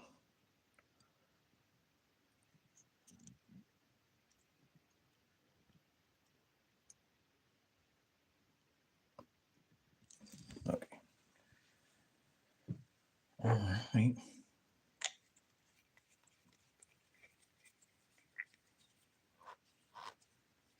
I won't tie this too. Don't want to screw this cap on too tight. Won't be able to get it loose. Yeah, I have some other content I want to do. I was having problems with the device I was working on. I have a little Xbox project with the controller, and I have to get back around to doing that. Maybe tonight, since it's morning here.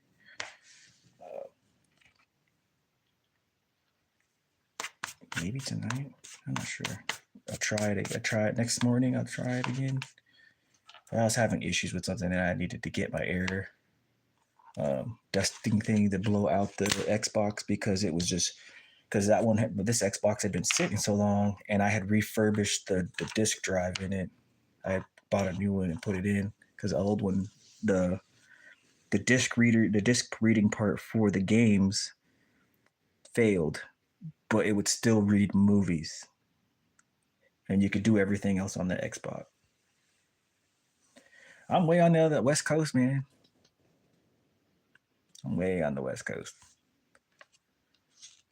Yeah, I'm away from Skipjack and all that. But I have family that lives over there, that lives in those areas, surrounding different areas. One of my cousins is over there right now. He's in the kind of in the states near that area, but and a couple other people are kind of over there.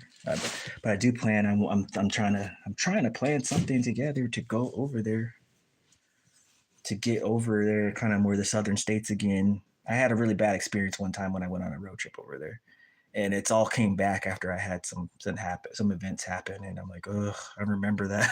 That was a horrible. It's something very kind of traumatic, and most people will be messed up from that for a long time. PTSD type of thing. So, but I think about it, I'm like, yeah, I just stay away from that state. That person is just, but I don't know. That person has apologized about all this stuff. It was a incident happened to me as a younger person. So, but yeah, I haven't been over in like Georgia in a long time, or Alabama, any of those areas in like years. It's been a while. I've been over there quite a few times, and I haven't been in years. After that happened, I went like one more time, and I went to Tennessee. I flew into Tennessee, and then I flew into to Tennessee and Memphis, and then we literally got a car rental, and then we drove. Gosh, I think on that one, because I've done a bunch of them, and I think we drove through. I think we went through Georgia. Someone I know lives there, family, and I drove some, and then we went. I think we went to West Virginia. I think at that time. But every time I've gone like done like these crazy like adventures, like, and just bumped into a lot of people, and that's kind of how I met Skipjack and different people. Like I just ended up in these scenarios, and I'm like, how am I? I don't know what's going on here, but okay. And then now it's years later, and I'm like, oh yeah. And I had I had my YouTube, and then I shut it down. And I had like a bunch. I had quite a few views on that account, and they just shut it down because I didn't log into it for a long time. Everything, and so everything was gone, whatever I did, and it wasn't about fishing that one even, and everything was gone. And so I was like, okay, started another one.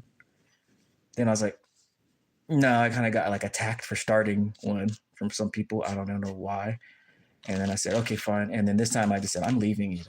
Like, I started making one, and then I stopped. I just kept changing my mind. It was indecisive. And then now I'm just like, you know what? I'm just gonna tie some flies, and I'm gonna tie some flies. I'm gonna cook food. I'm gonna just do a bunch of just random things that I've done and like to do, and like stuff I like to tinker with, but mostly fishing and food.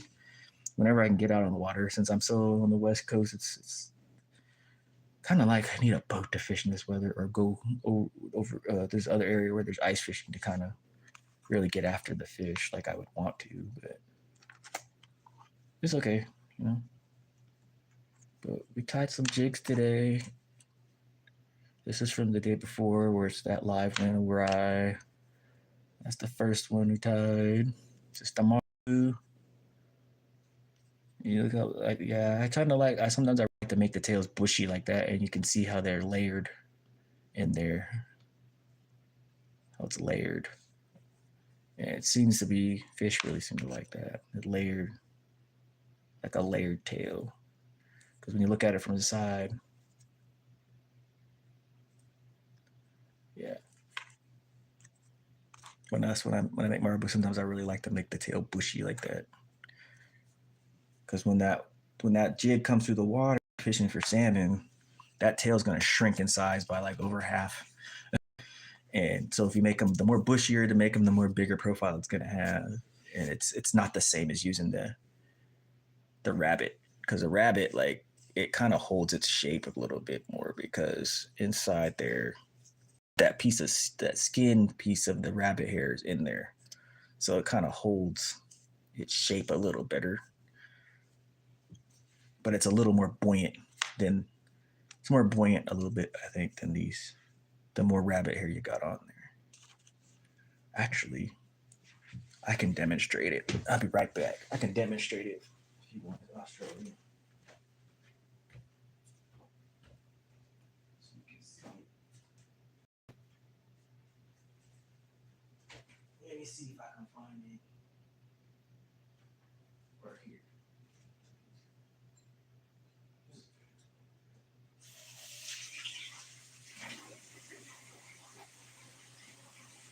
So you can see it.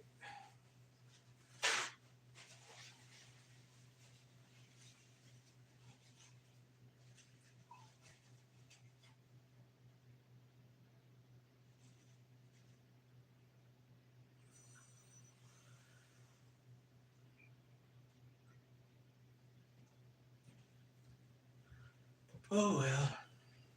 So there's a glass of water.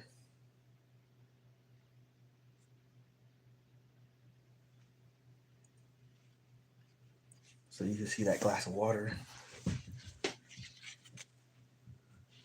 And then that's a piece of chartreuse rabbit hair.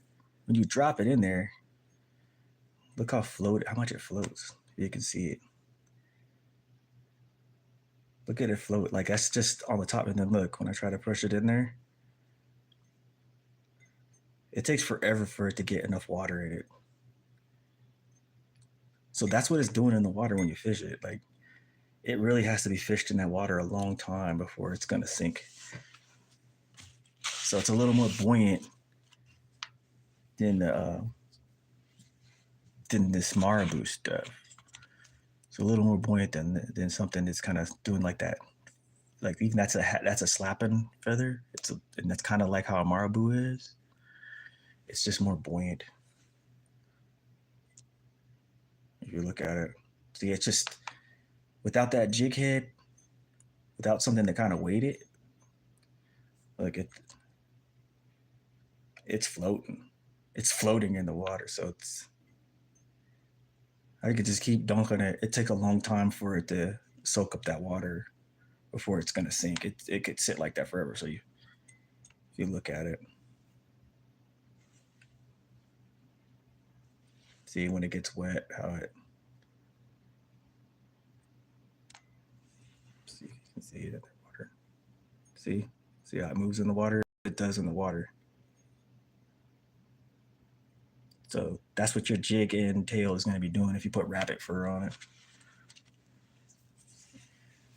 Like those other jigs that if you've seen those videos of the other jigs, the other jig I tied, it's kind of like how the arrow jig guys make them. Use different color schemes, and a lot of times I don't even make them like that. I don't even put rubber legs in them, but I just did it for, more for like showing purposes, tutorial purposes. Like here's a different way to kind of put the legs in, because sometimes that can be struggle to put the legs in on these things for some people. So it's just kind of nice to show them it, and that's these kind. So I just showed you how the hair.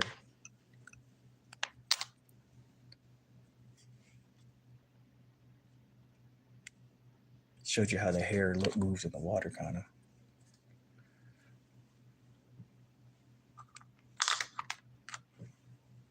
My foot's tingling. Yeah, there you go. Yeah, let's put them in there. Keep them from getting on the floor. I don't want no one stepping on them. You don't want that. You don't want no one walking around the house and be like, "Hey, your fishing hook's in my foot." You gotta remove it, because I've had to remove a hook from myself before. Not a fun day on the water. And I'll show you this too.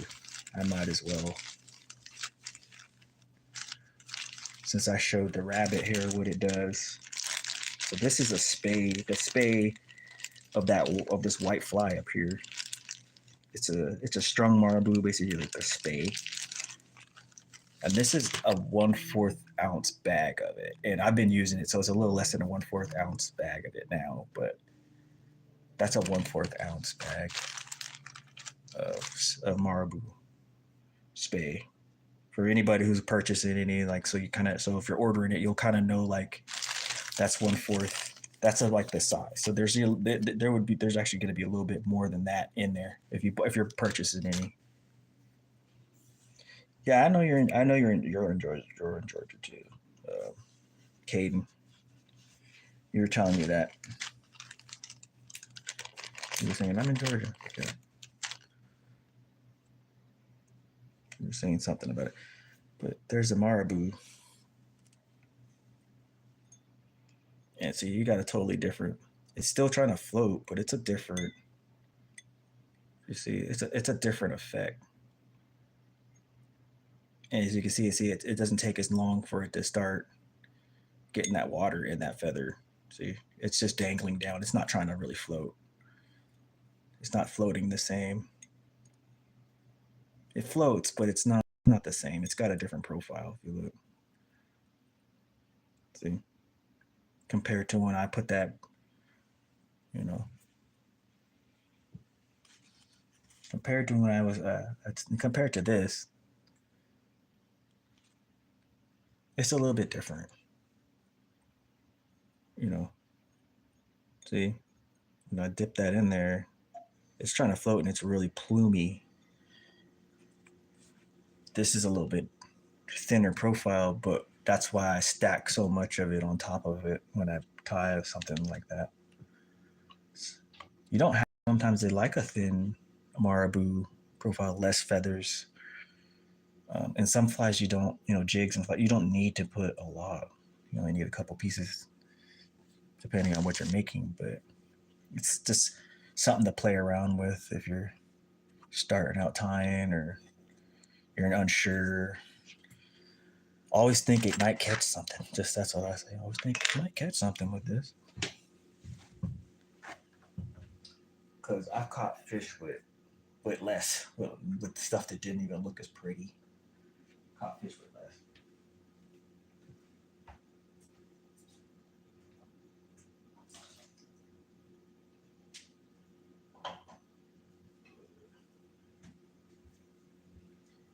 Yeah, this live stream was pretty much about tying some jigs, caring about people a little bit, talk about reflection on events that happen, dealing with people a little bit. It can be difficult. And, learning experiences, even at my age, sometimes I still learn something how people react to stuff, and you try to explain something, and they don't even remember when they met you. All kinds of stuff. It's just not everybody's memory is the same. Sometimes it takes seeing that person, seeing their mannerisms to realize, oh, I remember that person. it's just uh, it's just one of those things. Uh, when someone doesn't seen you for a long time, or you ain't talked to them, you can't expect them to remember that stuff, especially if they've had like traumas and stuff. Sometimes it's just not there. Though they say a person can remember 10,000 faces. But I've seen people get people confused for other people too, because there's doppelgangers and people out there looking like other people. But anyways, that is the fly I made. Look at it closer.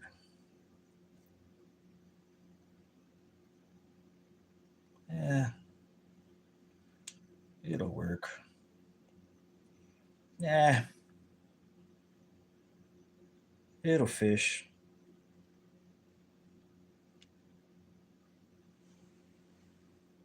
Yeah, it'll fish. Let me see. Uh, yeah, it'll fish.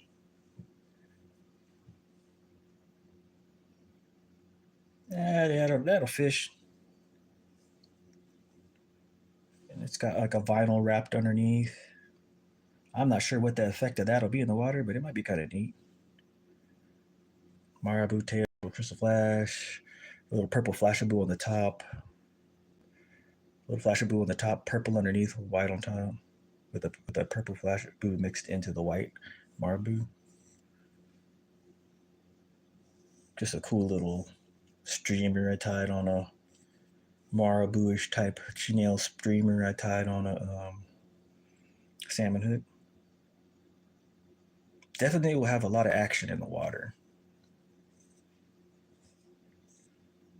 Definitely will have a lot of action in the water with that Marabou sitting up there like that. You can see it wants to stand up.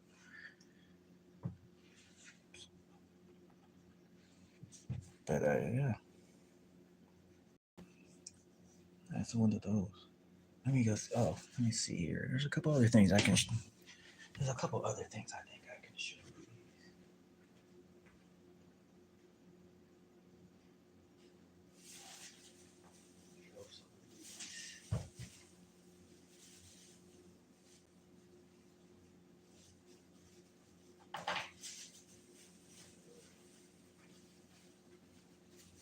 Let's see here.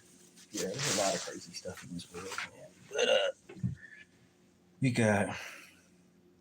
This is kind of like a Grinch predator, you see that movie. You see that cartoon in the Grinch's color was that color. In that cartoon, like those were kind of like how the color in that cartoon are. The Christmas tree and the stuff in that movie, the little cartoon, and he was green like that pink. And this is just something I threw together one day. Cool little just streamer I threw together one day. I was like, you know what? I was like, it's holiday time. I was like, let's call that the Grinch. Call it like a Grinch pattern. And there was like a thing at one point. A bunch of people were like, everybody show your Grinch pattern. So just tied a bunch of patterns like that. Everybody had something different, like a little bit similar, but different stylings. That was pretty neat.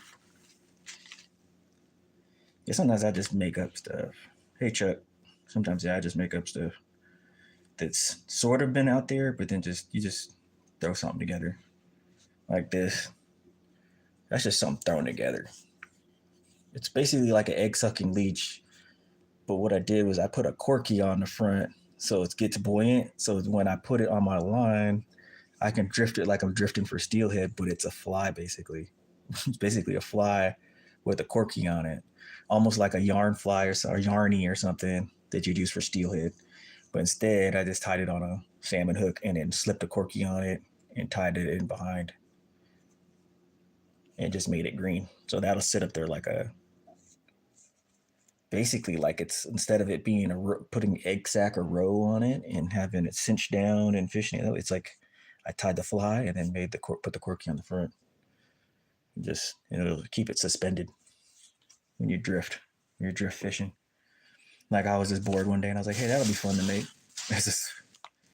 And then I just didn't play around with it anymore.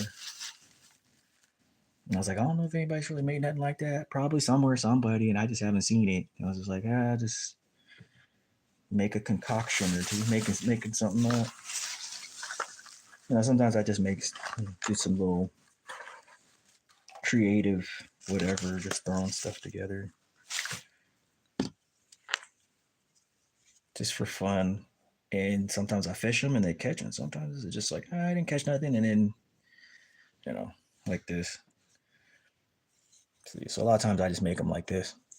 A bunny hair jig, just like this. And this one's got green Flashabou and green crystal flash in it. And that's actually over brown, technically. But it looks chartreuse to me. But it's called brown. It's like over brown, chartreuse over brown, pink or something like that. But the jig head on there, if it'll focus, that's a hand paint. That's a one I hand painted this one, and I mean I like literally like took a little brush and like made it look like that. Like I painted all of that onto there, the glitter, everything, and I put another type of glitter in there.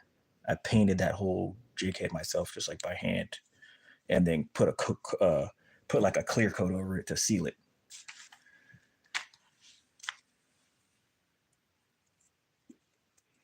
And then we got that. And that one, I just all I did was make the jig, gave it it's a type of tinsel collar on it, chartreuse, obviously painted head that I painted, hair, body, pink legs, what do you call it? The scale, what is it called? I was talking about it earlier. Lateral scale or whatever, and then I put a grub tail on the end. So it's like a kind of a Frankenstein jig, but it's got a grub tail on the end. And sometimes fish will hit that. So I tried to match the legs to the tail.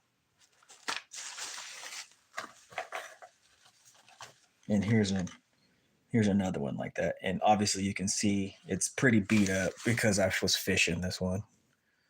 And it started losing its color because I tried to use scent a little bit on it and see. So that's kind of a demonstration of what scent will do to it if it gets too much onto that rabbit hair. You don't want it to get on there. So I always try to put it in there on the collar.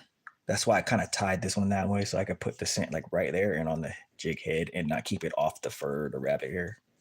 But you can see it still got on there. So it's lost that green, that really green color, but still fishes. And you can see it's been bent out. The hook itself, it's been bent out because it's a wire hook, and I was fishing for pinks with it. And so if it hooks along, you can bend it out and get it out of the jungle, the shrubbery, and the water.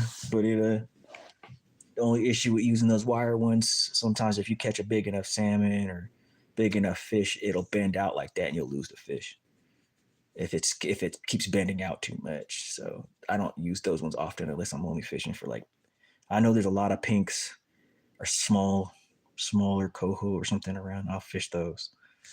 But I really like fishing the arrow, the mustad ones, the mustad jig heads and stuff, because they're just like, they're a little more tougher than these kind. They're like a wire. They're like almost like a needle. But pink salmon have like a rubbery mouth. So it's those wire hooks like that will just penetrate really good and most of the time they get hooked in the top of the nose. So usually you're able to get and land most of them. And pinks are more aggressive, so it's not even a big deal. But when coho, I kind of like the stiffer hook because their most mouth's more bony, and you want to make sure because they always jump. They always jump. Like every one I've hooked, like almost it's a 75-80% chance that it's gonna jump and try to immediately try to throw the hook as soon as you set the hook on them. You're lucky if it just stays down and starts rolling around and stuff. The last one I caught before they really were kind of done in the area I was fishing, he stayed down. So and I got him right in the top corner, top upper jaw. So right in the right in the left side so of his mouth. So it was like perfect hook placement. I was like, yeah, you're not getting away. You can roll and jump and do whatever you want. You're not.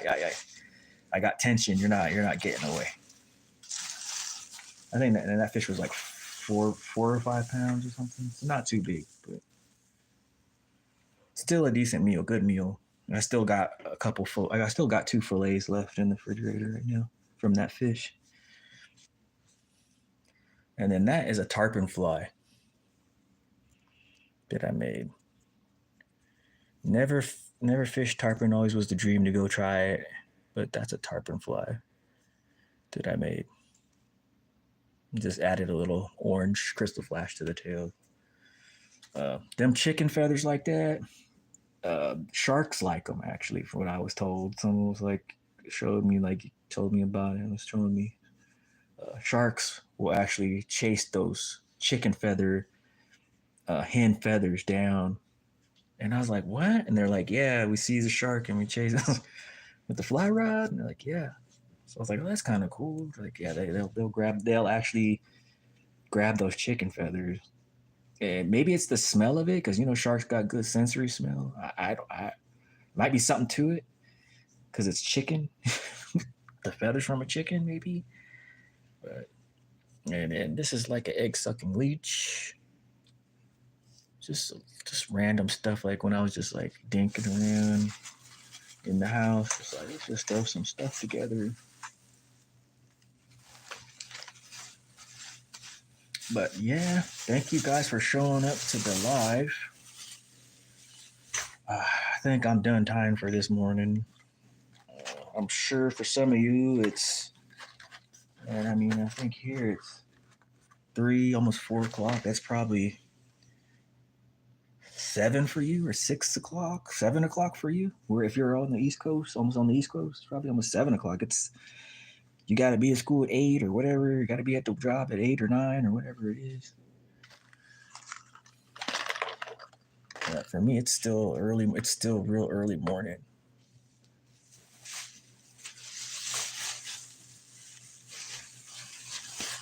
All right. Yeah, that's it for now. I'm gonna tie some other stuff when I can get at that other part of my box because I've been kind of having a makeshift fly box right now because all my other stuff is like in a rollable carrier thing in a different part of the home. But eventually, I'm gonna get in there some more and get some more stuff out of there and kind of move some stuff around. And I'll be making some more, a couple more lives. Y'all can check them out and see what kind of fly I decide to make. And I'll be getting some different materials pretty soon. Probably wait till the end of the month, beginning of next month. I'll get some different materials, some extra stuff that I'm out of.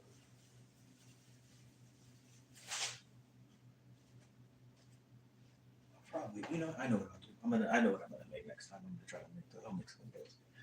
But yeah, thanks for watching the live. Hope y'all enjoyed a few jigs and things that I tied. Fly there. Let's see. Fly. We tied one of these. We tied one of those. That's the one I tied the other day. Didn't work out. YouTube was doing some weirdness, but beautiful little jigs, great for catching salmon and trout and stuff in the river or anywhere for that matter. Sometimes other places work just as good. But y'all have a good day. Enjoy your day. Thanks for coming.